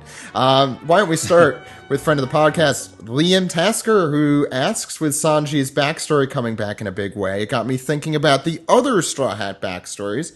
Is it weird that it was never mentioned how Robin got her devil fruit, considering how rare devil fruits are, and we saw how she got her powers from a young age? I'm surprised it wasn't addressed in her flashback. Do you think that that's something we could see in the future? Maybe it could involve Robin's father, which Ed, I know you have a very old theory about that. That's definitely not true. That's definitely not true. Let's not even mention it. No, that's not even mentioned. You could listen to the first season of the One Piece podcast to hear that. But what do you guys? It comes up a lot in the first season of the One Piece podcast. What do you guys think of where she might have gotten that, or if that will ever be revealed? I feel like devil fruits are at this point where Oda just doesn't really like explaining them anymore, because there's a ton of characters where there's so many characters that have them, and we just stopped getting stories from them just out of convenience. I think they were rare in East Blue. Yeah, right. The weakest Less so. Yeah, I feel like eventually we'll probably see Robin's devil fruit origin in a separate arc where she leaves the crew again. And we have a flashback that further delves into her past. That was a slight dig on the current arc, which I'm actually loving, but I know that a lot of people think that it's another Robin-esque thing. Next question comes from Giannis from Greece, who says, "What an amazing chapter this was. I have a question. Don't know if you're going to address it. Let's find out if we did. We could see Pudding backing away from Sanji, then they talk off panel, I'm going to say. And in the next panel, they're close again. So do you think that Pudding stepped into Sanji's arms, or was it Sanji that took the steps? Perhaps a joint move, both going together. What do you guys think of the direction here? Actually, I have to kind of look at this scene again. Were you guys saying last week that Pudding's done this back off thing before? I like think it's she a gag? did. Yeah, I think it's a gag from Pudding. So this is a like Looney Tunes gag happens and then is immediately erased. That's more what I think it is. Yeah, that's probably what it is. See, looking at it, it's Pudding backs up, and then we cut to a different scene, and then on the next page, it's immediately Sanji grabbing her waist, I think. Mm-hmm. So I guess Sanji made the first move if we're talking about this. Unless Sanji shuffled towards her off screen, like off camera or whatever. Next question comes unless there was anyone else there. No, okay. Straw Hat Evie has I like this question, saying that it seems like chaos has to unfold for the Straw Hats to come out of this arc in One Piece. So he knows a lot of emphasis has been put on the exploding present, the Tama Tobacco box, but he had another idea. We know Capone is up to something, so do you think it's possible that he could act like a Trojan horse and sneak people into the wedding with his devil fruit power? Thanks for occupying 2 hours of my shift every Tuesday. Keep up the good work. Yeah, that sounds really likely, I think. I really like that idea. Yeah, the Capone. Yeah. I like the idea, but I'm also wary of getting too into it, just because I feel like we have a somewhat of a track record recently of coming up with like really novel and fast, possibilities that are ripe with, dramatic intent, and then Oda doesn't end up using them for something else. And but yeah, that's that particular aspect of his powers, I think, is a really cool one, and it would be neat to see something like that. I'll say this: it looks like the wedding's going to happen, so I want it to go as ape shit as possible. I want it to just be nuts. Yeah, I mean that's basically why everything is happening badly right now, is to ensure that we have a super dramatic wedding scene. Yeah. It's like a WWE wedding. Like there's going to be a run-in and someone's going to get tossed into the cake. And we know Oda. We know Oda's a wrestling fan, so I think it's possible. Yeah. Tony B says he has a quick random question. I like this question. I think this is more for older fans of One Piece here. What were some of the weirdest Pone Goat theories you've ever read, if you've read any? Dominic's theories? No, the actual Pone Goat, not just Dominic. Oh, you mean the Sengoku's pet? I feel like I remember from when I was an earlier One Piece fan that I used to see these Pone Goat theories all the time. I remember there was a theory. I thought there was a theory where the goat was an ancient weapon. The goat's just like not around anymore, is it? Like he's not following Sengoku around anymore. No, he still has it. We saw him once, yeah. I think it was post. Now he has a gorilla. But Sengoku's got the gorilla now. He's got both. They can be friends. Talking. I think this was too optimistic. Okay. I did. Heads at Joey. I did want to mention this since I just came across his email. Since I'm in my email, we will have the Zoe contest winner next week. Victor will be on the show, and next week we will also be predicting our end of Whole Cake Island chapter numbers. Get those in your head. We'll also have a post on the website probably this week, if not this week, next week. So keep an eye on that. And remember, it's Price is Right rules, guys. Closest without going over. You don't get $1,000. I was one chapter away from winning the Zoe one. You were pretty damn close, but you were over. And then Jill had to chapter one. Jill took advantage of those Price is Right rules, basically. Look, that's we've established that's how it works. That's how it works. It's the Electoral College. Has Jill had her why episode yet? I hate you, Ed. I hate you so much. Next one comes from Blair. Has Jill had her episode yet? I don't think she has. No, Jill hasn't. Yeah. Sorry, I was preoccupied. She hasn't yet, but she's welcome to whenever she wants. I think she's been kind of crazy busy on her end. But we will make sure she's on because she promised that everyone had to be drunk during it. Next, this? Don't mind. Roger Wilco. Next question comes from Blair, who says project. No. Anyway, he says with the election over, needs more One Piece in her life. So it's also saying that the last week's episode was awesome and that she didn't cry, but she wanted to punch Zoro in the face. I think that was for this anime episode this week. Yeah. So the question was, when have you been disappointed hearing or seeing something that was cool while reading it? And totally hyped for the next chapter next week. Rephrase. Say the question again. So I think it's when were you disappointed seeing something in the anime maybe that you thought was cool while reading it? Well, let me get out my list. Or is the question like something that you were excited to see from a chapter, and then it could also be that came out and it wasn't as cool? I'll let you interpret that the way you'd like to interpret that. I remember if we're talking about just the manga, I remember when Luffy asked Jinbei to join the crew. Like I was elated. Like that was one of the happiest moments I had like reading the manga weekly. And then the next chapter, he's like, I'm busy. I got something to do. And we still don't know what's going on with Jinbei. No. Well, we kind of do. And if we're talking about things that didn't translate well to the anime, I think one of the things popping to my head is when like Law cuts the Yeti Cool brothers in half on Punk Hazard. See, I thought it was when Law cut the factory on Punk Hazard. which impressed me a lot more even in the manga than it did in the anime. If I'm really, I thought that scene was really good in the anime. I don't know. It was one of the coolest things I've ever seen in the manga. I'm pretty sure I was taking the bar during that episode in the anime, so I don't know if I ever saw it. I should probably go back and watch that. It'll be out on DVD soon enough. That's true. I might as well just wait until it comes out in English at this point. Years, but not long. It's not. Yeah, it's not super far away actually in the English at this point. Don't forget about Fish Island too. Yeah. Anyway, why don't we get into some Reddit? You can check that out at reddit.com/r/One Piece Podcast. Steven, I think we're going to start with last week's questions since we never got to get to those.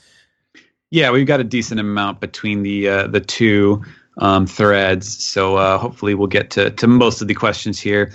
We'll start with My Name is Khan, who wants to know, if Nami pulls out Big Mom's Viver card to control Prometheus and Zeus, does that mean they can pull out Big Mom's credit card to control Nami? I mean, that's true for anyone's credit card. Yeah. That's not very fair. On a serious note, I was wondering, what is your favorite cover page story? Oh, that one's easy. Well, I think I know what dude's favorite is. I know what yours is.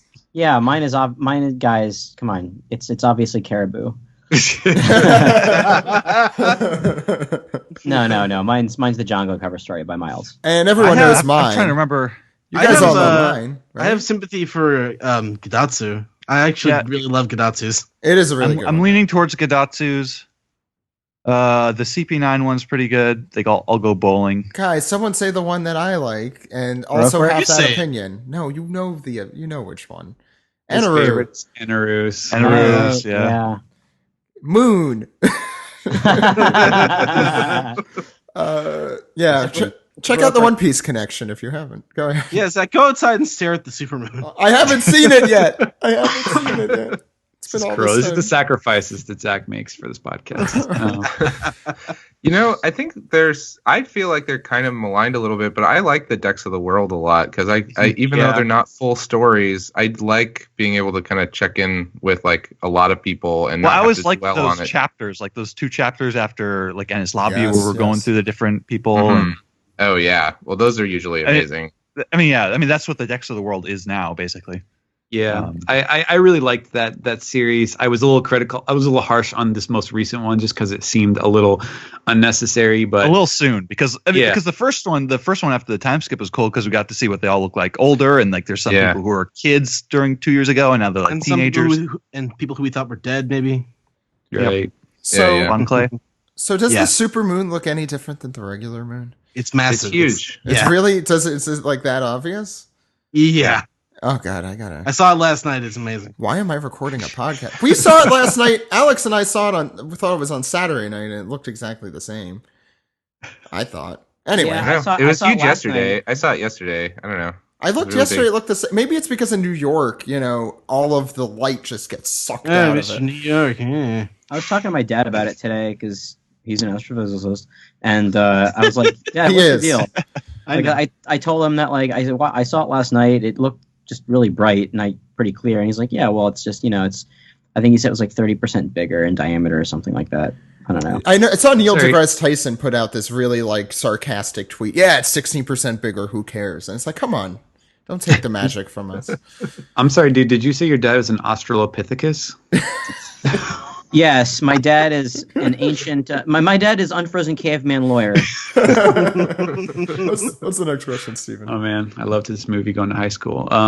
So Black Northwind wants to know, as we all know, the world government is aware of the existence of the ancient weapons, but are they aware of the existence of the voice of all things, or at least the hearing the voice of all things? Just something that came into my mind. So I guess do we think that is a thing of repute, or is this just like some magical power that is really hidden from everything else?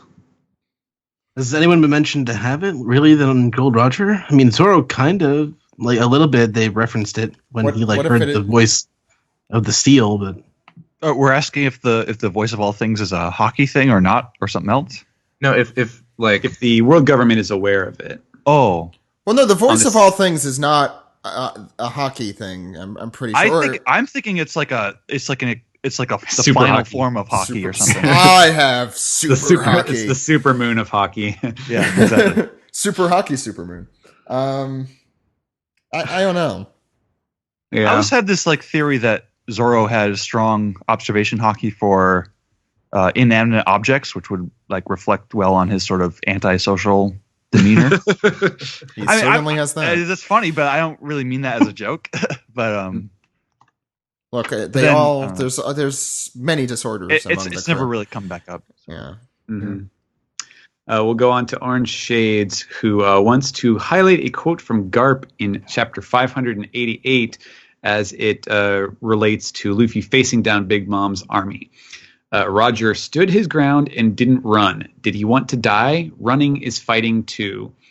He wouldn't run. Behind him were his loved ones. If he ran with them, he might put them in danger. So it's more accurate to say it wasn't that he wouldn't run, but that he wouldn't let the enemy get away so they could go after his friends. He was like a demon. He once destroyed an entire nation's army for speaking ill of his friends. It's true that he could be violent and short-tempered and selfish when angry, but he was always as simple as a child. Cool little parallel there. On another note, that's very. I don't think it's meant to be like coded or anything. It's pretty right. Yeah. No, it's definitely another entry into the list of similarities that Oda is building. And on Orange Shade says, on another note, I'm jumping on the pudding is evil route. Why? Look at the panel where she says this marriage won't be that kind of hell to Sanji. She's crying from her left eye. She's crying from her right eye. She's even got a little bit of snot going. But you know where she's not crying from? Her forehead. Eye. Yeah. Well, I did notice a little sweat drop, and I just assumed that was a tear coming to the side. I don't know. I think that would be a pretty funny way. Like if we are going to go down that route, I think that would be a pretty funny way to reveal it. The evil third eye. Zephyrus 7 says, seeing as there are 2 Big Mom generals left, 2 of the Sweet 3, with the other two defeated by Luffy and Rouge, do you think they will be defeated in this arc? And if so, by whom? Will they be defeated by a team up between the other Straw Hats, or will another supernova level force come to aid Luffy, such as Capone or She Who Must Not Be Named? How will Pedro and Brook come back, and will we get another flashback for everyone's favorite skeleton? Well, I think for the last thing, we're definitely going to get some kind of background info from Brook. Yeah. I don't know if it'll be a full flashback, but there will be some scene at least in the middle of a chapter. I'm definitely feeling a full flashback. I think there's some theories floating around that we're going to be seeing Yorkie show up again, and I think that'll be a good time to like get a story about how they met and like where Brook was before he became a pirate. And I still like the Yorkie at Twin Peaks thing. Yeah, that's the kind of the prevailing theory. I think that's what Greg said that. Yeah, I'm pretty sure. I thought talking backwards. Yeah. I thought you were talking about like Yorkie showing up in this arc. That's what I thought you said. Like at some point. I was going to say sure. what. No, I don't think this arc is the time for that. But look at Dressrosa. Who knows though? Maybe we'll be surprised. What's next? Yeah. As far as the other 2 generals, do we have any thoughts about how that's going to play out? Because Luffy's pretty preoccupied. Like it seems like he's making a stand not just in terms of like where he is, but like also kind of in story terms that he's just going to sit there, and if they don't go there, then they're not going to come into contact.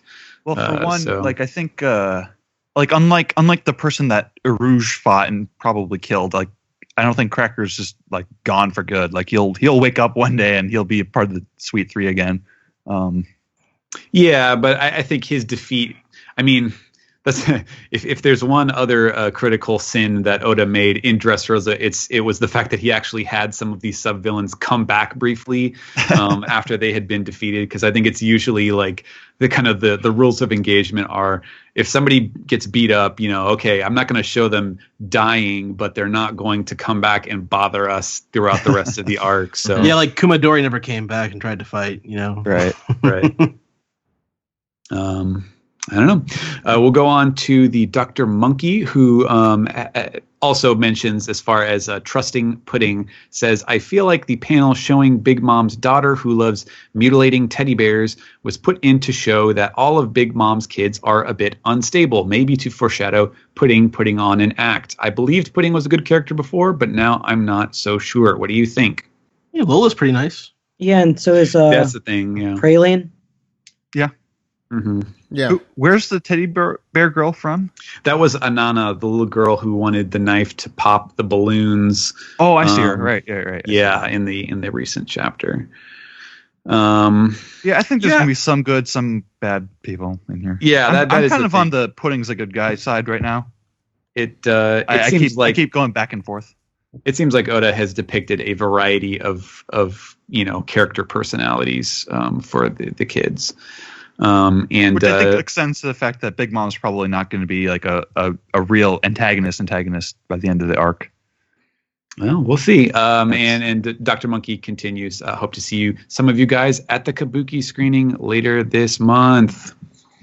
Right. Steven, Roger, and Brian will all definitely be there. But definitely for the 1:30. I don't know about the 10.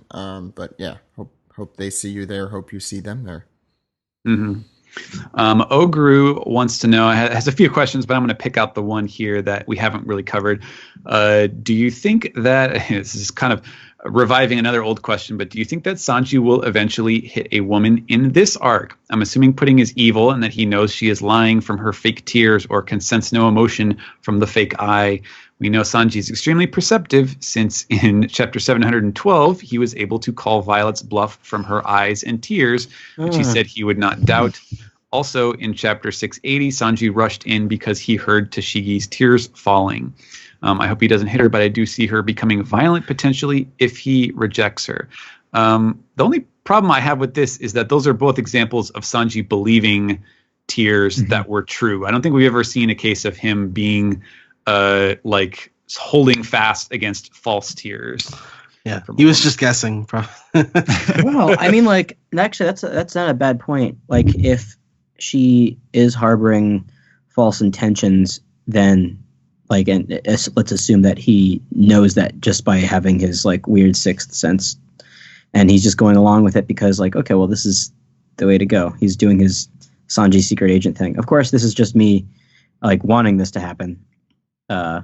It's another one of our wishful thinking scenarios, but I didn't actually think about that. These crocodile tears and the fact that Sanji's reaction to them hasn't been that of like, oh, you know, like love cook. Like in this one, he's like, oh, geez, you're making me feel bad. Like this is a side of Sanji I don't think we've ever really seen. It's a serious Sanji for sure. The question of whether he might end up hitting a woman was definitely something that I've been wondering. I mean, I feel like that little flashback with Zeph, like I think that kind of that's just Oda saying, okay, this is why now I don't need to like really delve deeper into it. But he could. I actually think. Yeah. I thought I didn't want to say this on the podcast because I don't know, it was like another crackpot theory, but right before the Luffy versus Sanji chapter, I thought to myself, well, you know, maybe like in order to show that he's serious to Nami, she'll step in front of Luffy and be like, that's enough, and he'll like end up like hitting her. And then I thought to myself, well, that'd be really harsh. And I don't know if that would actually happen. But it seems like one of like Oda's principles, kind of. I don't see him wanting to ever depict Sanji attacking a woman. I don't know. No, but I wanted to mention, just since Dude mentioned it, it's just that it is a lot different the way Sanji just kind of responded to everything. Almost kind of selfish, saying you're making me feel worse. He normally, I think, would be the super selfless, only caring about the woman kind of thing. So I mean, I just found that interesting last week, and I didn't really know if it was worth mentioning then, but it fits this question, I think. Another thing about, I think, Oda's his style of character creation and the way that he gives them these kind of defining traits is that while we are kind of trained to look at characters who have extremely strong resolve, and to think like, okay, what are the dramatic possibilities of them being challenged on these or being forced to break that resolve. I think Oda tends to go the opposite way, which is to say, that he would not, he would ensure that they are not forced to break those those kind of personal mores. So that's why I don't think we're ever going to see like, Luffy tell a villain that he's going to kill them or something like that. Yeah, that's exactly because you do see those theories sometimes where it's like, oh, there's going to be a scene where Luffy's going to have to kill someone in order to save his friends or something. And it's like, that doesn't really feel like the story. Right. Yeah. As much as we are, trained to expect those sort of things from like, HBO writing and things like that, it's just a very, very different process, I think, for Oda. So I think we'll switch ahead to the more recent questions for this week.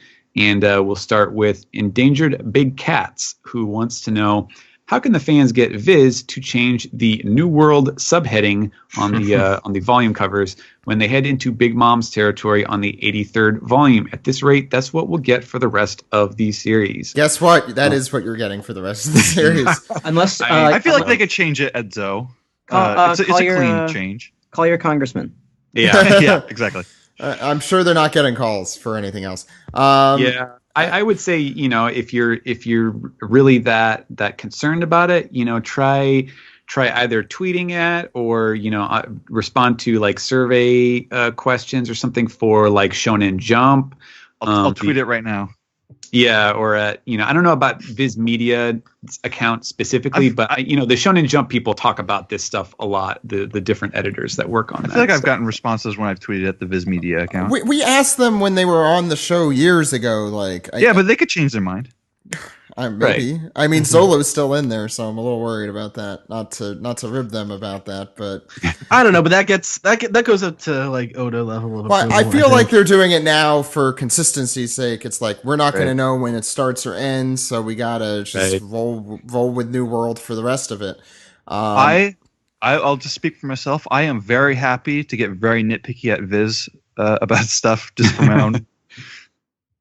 Yeah, I had seen people were kind of hoping that we were entering the quote unquote 4 Emperors arc and that Viz would switch over at this point. But the first, the first volume of Zoe technically is out already, and the other ones are solicited already. And I don't think that the names on the covers have changed. So I don't know. It might be too late for Zoe. I guess we'll find out. We will move on to Black Northwind, who suggests in a couple episodes back you mentioned that Sanji isn't going to have an "I Want to Live" scene. Speaking of the Robinitis issue, I am pretty sure that instead he will have an "I'm sorry" scene, because that would make more sense since Sanji is a prince, and also it would be perfect if his whole family saw that as a nice little added insult to them. It's that it definitely would not make sense in Sanji's character to for him to kind of repeat that scene with Robin, but I mean, it's just kind of the laws of, kind of dramatic calculation means that there's going to be a, kind of personal reckoning where he owns up to what he has done to Luffy here and the rest of the crew. So there'll be something. The tears will flow. I'm pretty sure about that. I guess we'll move on to... let's see. Elusive Elephant says, "Hey, OPP, I'm curious to know how you all believe the Zeph situation will play out. If Big Mom brought him to the island, then no problem. All the Straw Hats have to do is find him and free him. But if he's still in East Blue and is being watched by some of Big Mom's forces, then he is decidedly outside of Luffy's immediate sphere of influence. It really isn't a situation where Sanji could just tell them what's up and Luffy could fix it before the wedding tomorrow." Wasn't the situation that the Vinsmokes were the ones who knew about him and could get Big Mom on him? Was it really clear that they had told her about him? Let's see. Well, Capone knew. Vito whispered that into Sanji's ear, right? Yeah, that's right. Okay. And Sanji was like, "How do you know about that?" Well, Right. I imagine that the wedding, all the stuff's going to go down at the wedding, and that's going to be so fast that won't be even enough time to issue an attack against Zeph, and then it'll be resolved before that's even an issue. Right. It'll be resolved in some way where there isn't like an overhanging threat of like, oh, whoever is in East Blue is going to like go after them out of revenge for Big Mom or something like that. Mm-hmm. That's why Big Mom is going to end up being not the antagonist. That does kind of wrap that up. Yeah, that's true. I mean, well, here, a little bit, actually, before I continue with my comment, I'll just read the next question since this kind of has to do with it. So Sanji Vin lung cancer. First, the question is, I would like to know what your favorite "oh shit, we're screwed" moments are in One Piece. Personally, I love the reactions of the supernova just before Luffy punches that celestial dragon back into the manga. But then, P.S., what do you think of the idea that Big Mom doesn't care about the Vinsmokes and is just getting Sanji married to recruit Luffy into her forces to fight Kaido? It would explain Big Mom's interesting challenge-setting attitude towards Luffy. I mean, I doubt it, but I mean, just like thinking about that challenge setting. Although she seems genuinely mad that he beat Cracker, so.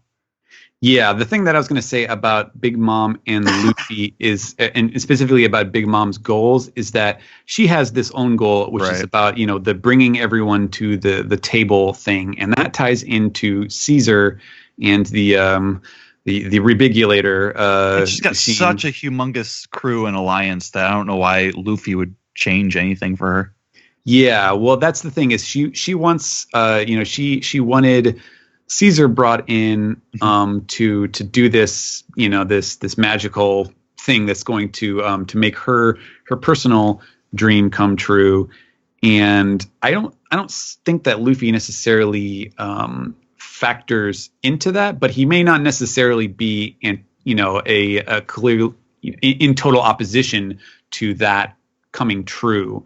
And that is kind of, I think, the wiggle room angle towards, not having Big Mom be a complete and total antagonist. That's kind of the interesting thing about having like two possible main antagonists in this arc, is that you can have one of them assume like the actual role while the other one's story is resolved through the action of defeating the first one.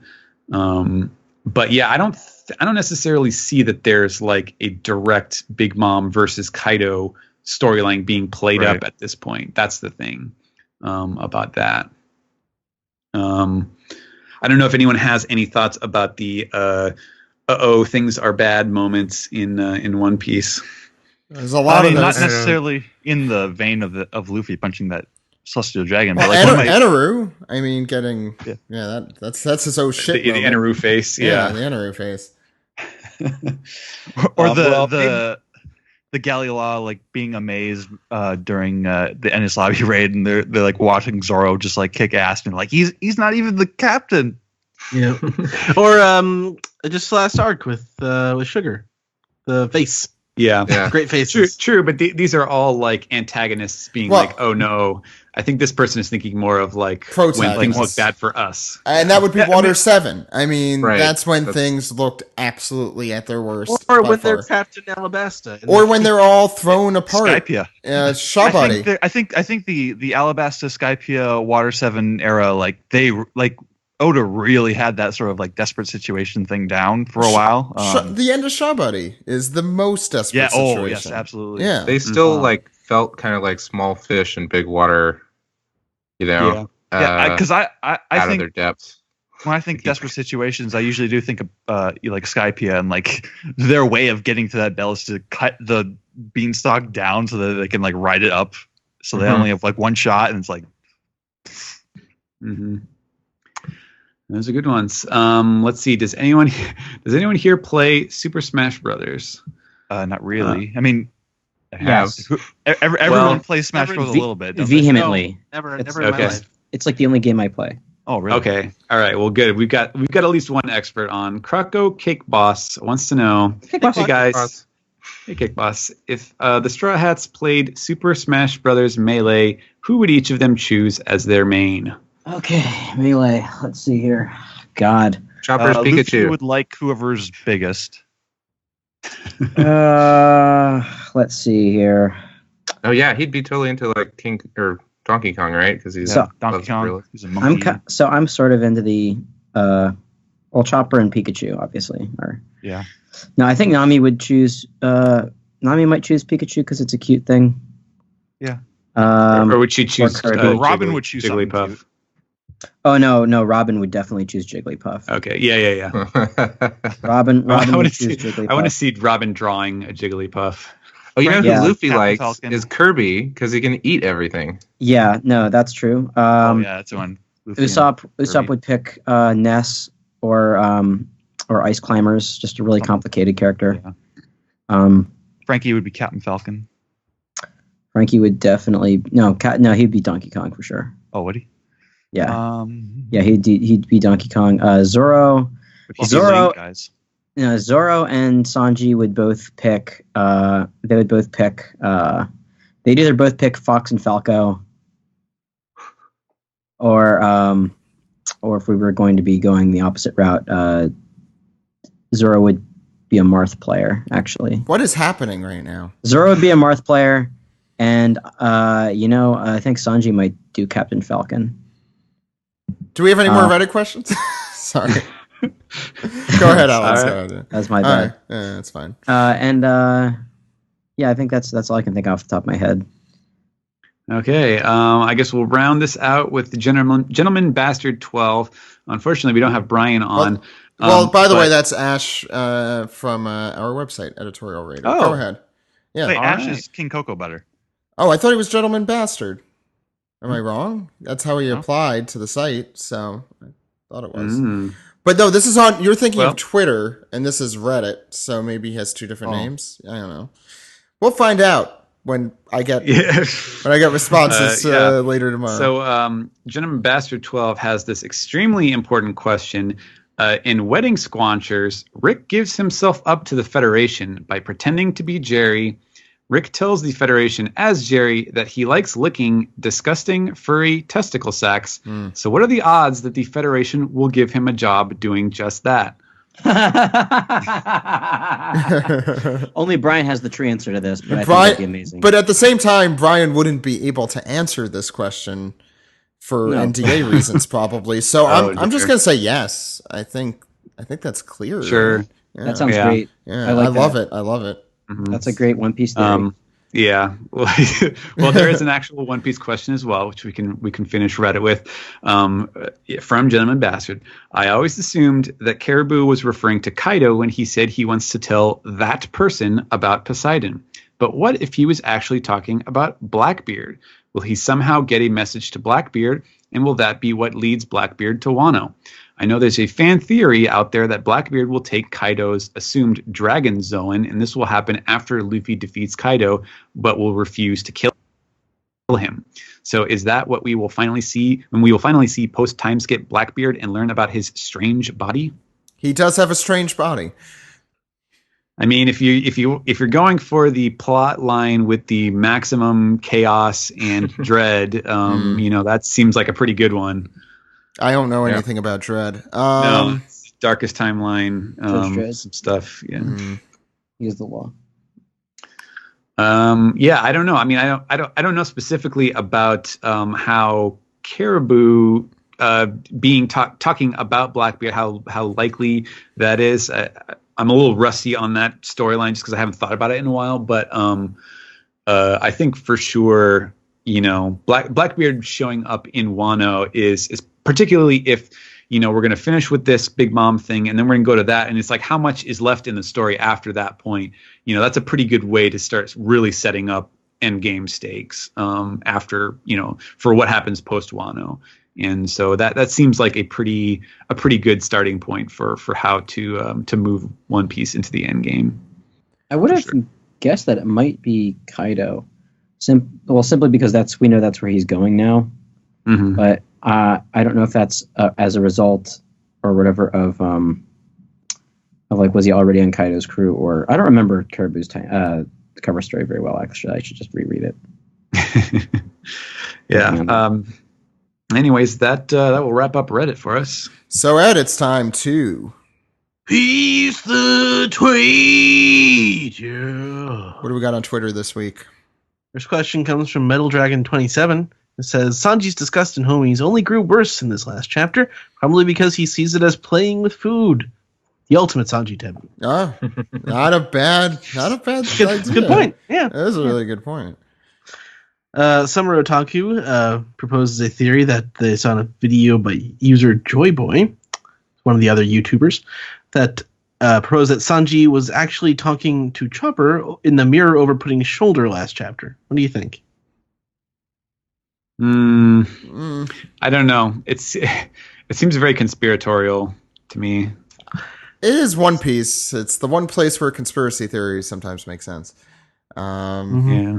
When's the last time a conspiracy theory made sense in One Piece? That's a good point. That one I really got to think about. Like, yeah, I haven't actually thought about, like... I mean, we don't really have, like... There are theories that are true, but I don't know about, like, crackpot theories often being true. Like Sabo being alive. Well, yeah, I think the one theory that I remember being true that I thought was really out there was Ian of Arling Park Forums, Ben. He predicted that Duval's face was going to be the Sanji wanted poster, but, like, as a joke. And that ended up being true. So that's amazing. That is a crackpot theory that became true. That right there. Okay, you answered your own question there, dude. What's the next question? As for Steven from Hydrangea's Love, what type of chapter do you prefer translating? Recently in One Piece, which one was your favorite to work on? That's a good question. I'm guessing the ones with no text in it.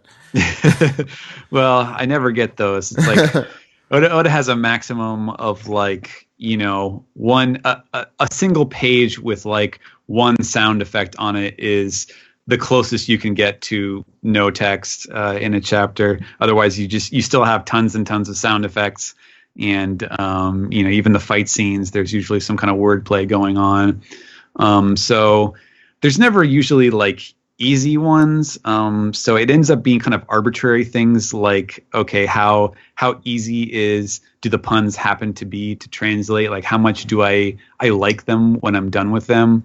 You know, sometimes I have to work really hard to get something that even then is still like a pretty hard stretch and doesn't necessarily come off great. And other times, like, there's an amazing joke that I get right away. So it's, I don't know. I guess to me, like, the ones that I have the most fun with are the ones that are the best, like, once I'm done with them, especially ones that are funny that I think are really funny and I still think are really funny after I'm done with them. Those are usually my favorite, just because he has such a specific type of humor, and it's really a joy to get to recreate that in another language. So that's what I'd say. Okay. Next one comes from R.A. Hamilton. Have you ever read something in One Piece that freaked you out because of the implications? Like the Doflamingo and Violet SBS. Yeah, that one. That's there. That's probably the one. It's got implications. I like the weird sort of possibly unintended implications of things like our talk about a potential like Rep Toady Jones in Zoe, where it's like all the mammal minks are just racist against non-mammals or something. Look, I was freaked out by the talking food last chapter. Yeah, both in a funny way and in an actual way. There's no implications there though. That's pretty explicit. Okay. Next one is a message from our very own Brian Newton, who says, I think of Zoro during Dressrosa after the recent events of the election. He's just one man. Push it back together. So everyone's got to push the birdcage together. So that's the only other thing we'll say about the election of this podcast. You think? What's funny is that they're both shitty situations. and they're going to drag on for far too long. Oh dear. Oh. Sis16 says, which One Piece characters would you put in your presidential cabinet, and what would their positions be? I thought you said that was the last one. What is No, wrong with this you? is not about the election. Oh, come on. It's not about the election. Jesus Christ. I don't know. You could put anyone in. Okay. I'm gonna That's not true. Which Secretary of Energy. No, now. So in Blackbeard's cabinet, we'd have. Blackbeard's cabinet. Well, let's see. Surgeon General Q. No. Well, obviously Nami believes in climate change, so she's got to be in the cabinet. Well, that's EPA. That's. She could be Secretary of the Interior. It could be Nami would be, I guess. Zoro for White House Chief of Staff. Keep everybody in line. Yeah, Zoro would be a really good White House. Oh my God, Usopp would be an amazing press secretary. Yes. Oh my God. Would be the world that could have been, guys, if we just voted for Luffy. We should have told everyone to write that in on the ballot. Some people would have done it. I'm sure someone did. Mickey Mouse usually gets a few thousand votes every year. That's true. New York, for example, publishes all of their write-in stuff. I think it comes in way later, but so we'll find out if anyone wrote Luffy in 2020. Monkey D. Garb, Secretary of Veterans Affairs. Yeah, or Sengoku. Walpole could be Secretary of Balloon Doggies. They didn't. What was it? You didn't ask me to be secretary. Yeah. No, we didn't. Shut up. Okay. 91 Ryan asks, do you think that we have seen the last of Nosebleed Sanji, or do you think we'll see it again after this arc? We'll see it again. Yeah. Notice he loves that gag too much to get rid of it for forever. And the people are clamoring for it. There's that SBS drawing. They're like, bring it back. Yep. I'm not quite sure. I don't want it back. Danny Newman asks, the Straw Hats are at an amusement park. Which ride do each of them want to go on first? Did we get an answer for that, Shaw Buddy? Yeah. A little bit. Yeah, kind of. All of them, basically. Yeah. Luffy wants to go on all of them. Yes. Certain characters have to stay away from the water slide. Chopper obviously wants to go to the cotton candy booth first. Zoro wants to do the test your strength thing. Go ahead. Luffy wants to go on the craziest roller coasters that don't involve. They're not the log flume rides, pretty much. The tooth chipper. The ones that are shut down because they're too dangerous. Yes. Yeah. Those are the ones. He wants to do the loop to loop at Action Park. Yeah, Robin's going to go into the Hall of Presidents. Let's see. Usopp would not be going into the haunted house. I haven't. This isn't exactly it, but I've heard that when you take the Coke tour at the Coke factory, you get to finish off by drinking Cokes from all around the world. Frankie, seems like Frankie not even would be just into Cokes, that. all the different soft drinks that are that are made by. No, Robin would go to like a Civil War battleground. That would be her amusement park. That's her theme park. In addition to, Joey, it's funny you mentioned that because I heard that at the Studio 54 tour, at the very end, you get to try Coke from all around the world as well. Mm-hmm. And Nami is shopping at Downtown Disney. Oh yeah, for sure. Yeah. Okay, so this came up from a couple of people, but Nino Rusan and It's Aura both basically asked the question of, do you think any of the Straw Hats will die by the end of the series? And has Oda given any hints regarding any of that? Why did we get multiple people asking that this week? I don't know, but they both did. So, I was going to skip it. If it was one, I might have skipped it. But since two people asked, you're going to ask the same question. And, raises the chances of it getting asked. What's your opinion, Ed? At least one. Everyone knows my opinions. I don't know. I think Luffy will somehow self-sacrifice by the end of the series. So Zoro's the only one I would bet on. I'd pick Zoro, I think, if anybody. And I don't think anyone will. Yeah, me either. Besides Brooke. Brooke goes. He's already dead. Yeah. He's already dead. Yeah, I don't know. Maybe Luffy. It depends how far we flash forward at the end. Yeah, I mean, I think that might be a It could be possibility. everyone, depending on Yeah. how far we go into the future. I'm just No, drawing no. the direct No. parallel from Roger's life. Like that's just like so many parallels. I mean, it would even Yeah, be cool to that's like if Oda does something where he jumps way into the future, generations into the future. Like I don't know. It depends what the ending of One Piece is. I mean, who the hell knows? I think that finishes us up for Piece Together, That's right? it. Yeah. Yep. All right. So I think it's time we round off this podcast. All Yeah. right. Okay.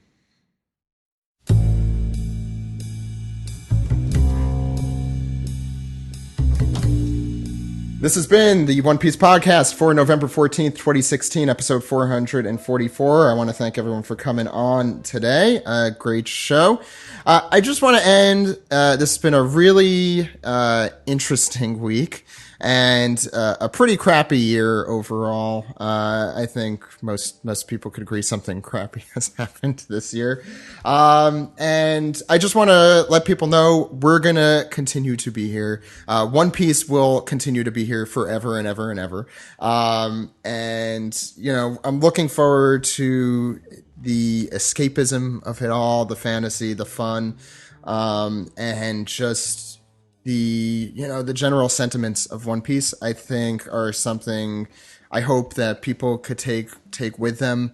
I recently read through, and Ash, our editorial writer, actually posted this. I had retweeted it earlier. The Fishman Island arc and the Fishman Island flashback, more specifically. And I've been seeing a lot of pretty disturbing things directed at us, near us, or even not having to do with us on Twitter that kind of scare me. But I know that our fans out there and that people out there in general are good. And I really still believe that. And I hope that people take, the messages of One Piece with them, and that for those, with differing opinions from me, also, me personally, don't take that personally. And that, I really love and appreciate everyone who listens and everyone in general. And that I hope we could, get past some of the harder times here, come together, and, be better people going forward. Every second of every day is a new chance to be honest, is a new chance to treat other people the way you want to be treated, is a new chance to be stronger than the world asks you to be. And so that's generally my feeling on that. And things have been tough this year. Things will probably be tough next year. So I just encourage people to go out there, support causes that are important to you, support charities that are important to you. We recommended at the beginning of the year for the Zoark, an elephant charity. I'll recommend today. I started donating to the NRDC, which helps on environmental causes, which, I find really important personally. I know everyone has their own thing that they probably like. So I think being active, is really important in this time. Alex, you were over this weekend. We kind of talked about, I think that we can't really be complacent, and, no matter what you may think, I think just standing up for what you believe in is a really important thing about being alive and having a voice. I don't know if anyone wants to add anything to that, but I just thought it was important I agree. to say.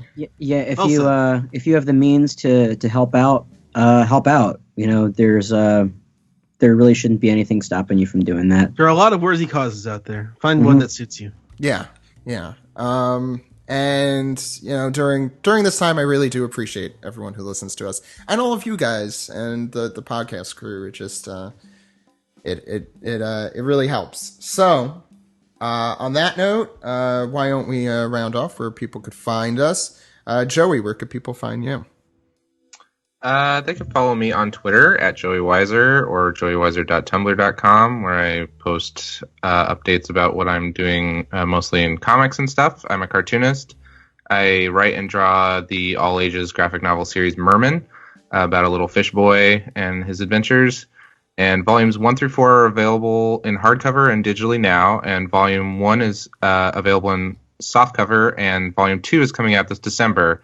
The final cutoff date to pre-order the book through a local comic store is November 21st, so that's a week from now. So please let people know that you're interested. Volumes 1 and 2 will be available for holiday gifts and stuff this year, and they're a cheap alternative to the hardcovers to try out the series or to gift it to somebody else. I'd also like people to listen to Toho Yaro. That's a podcast that I do with Alex and our friend Scott about Japanese movies. And they can also follow the @Toho Yaro Twitter account, where we tweet updates and things like that. Our new episode just dropped, and it is covering Akira Kurosawa's Ikiru. And that's a super great movie that it was nice to kind of process it with the other guys. And then coming up next month, we'll be talking about Tampopo, which is really exciting. Ooh, it's a very good movie. Yeah. And I think it's a good, it's good to kind of, Ikiru is a pretty somber movie. And as we said in the the beginning of this segment, it's a kind of somber time right now, or it's a sort of emotionally trying time. It's a warm cup of soup. It's a December movie. Yeah, but Tampopo is like great. It's about food. It's light for the most part. It's comedic, and it'll make you hungry. The only violence happens to people who eat loudly in the theater. But yeah, that one's a little harder to find. Not really streaming much places, but you can find it used for pretty cheap. So go seek it out, and then listen to us talk about it next month. Alex, since we mentioned Toho Yaro, where could people find you? You can find me on Twitter, Tumblr, and Instagram @dude!! All one word. My PSN is Kazanas. That's Kazanas. If you want to hit me up on PlayStation Network. And when I get Burning Blood, let's play. Next week, or this coming weekend in Brooklyn, I won't be there. Brooklyn, New York, that is. But please go see Super Art Fight at Sunnyvale. It's going to be a really great show. Check superartfight.com for details. Let's go to Steven. Hey guys, you may follow me on Twitter @Translatosaurus.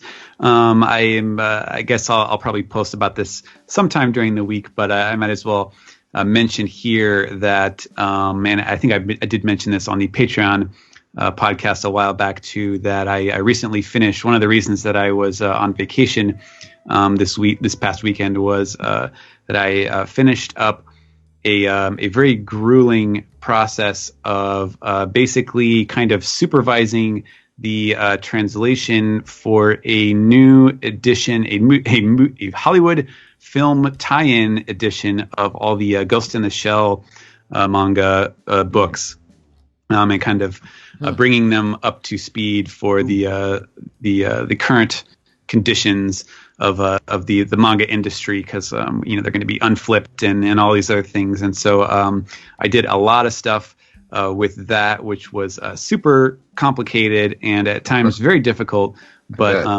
it was really rewarding.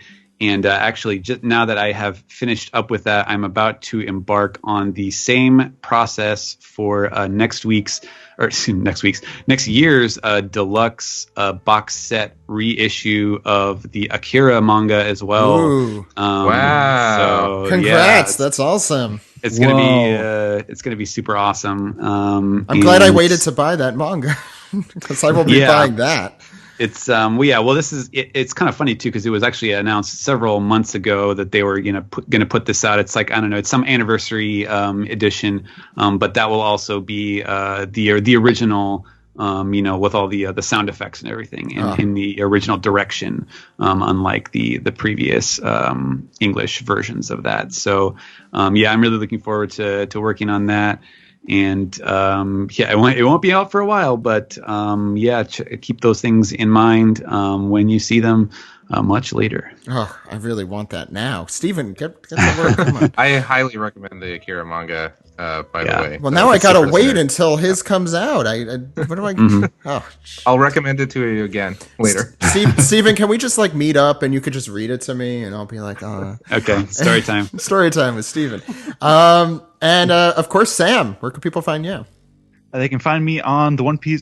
First of all, they can find me on Twitter at Lucky Chainsaw, and they can find me on the One Piece podcast every week doing the anime recap. And they can find me doing daily streaming reviews on AnimeNewsNetwork.com now for One Piece, JoJo's Bizarre Adventure, and now Dragon Ball Super. And Ed, where could the good people contact us? Of course, you are Zach_Logan on Twitter. I am Edward E. Festicio. The podcast can be found at OnePiecePodcast.com, Twitter.com, YouTube.com, and Facebook.com/OnePiecePodcast. Reddit.com/r/OnePiecePodcast. Leave us some peace together there. OnePiecePodcast@gmail.com is our email address. OnePiecePodcast is our Skype name. Support us at Patreon.com/OnePiecePodcast. And you can subscribe on SoundCloud, subscribe on Google Play, subscribe, rate, and review on iTunes. If you've never seen our documentary, watch OPP Japan at oppjapan.com or call us on our phone number. Zach? Good plug, Ed. Our phone number is 347-497-MAJI. That phone number again is 347-497-6254. Call anytime. Anytime. With your questions, your comments, your theories. Great show. Love you guys. Thanks everyone for listening. Stay vigilant. Stay active. Love One Piece. You know, everything that's important in life. We'll see you next week. My name is Zach. My name is Ed. And my name is Alex. Goodbye, everyone. Bye-bye. Bye.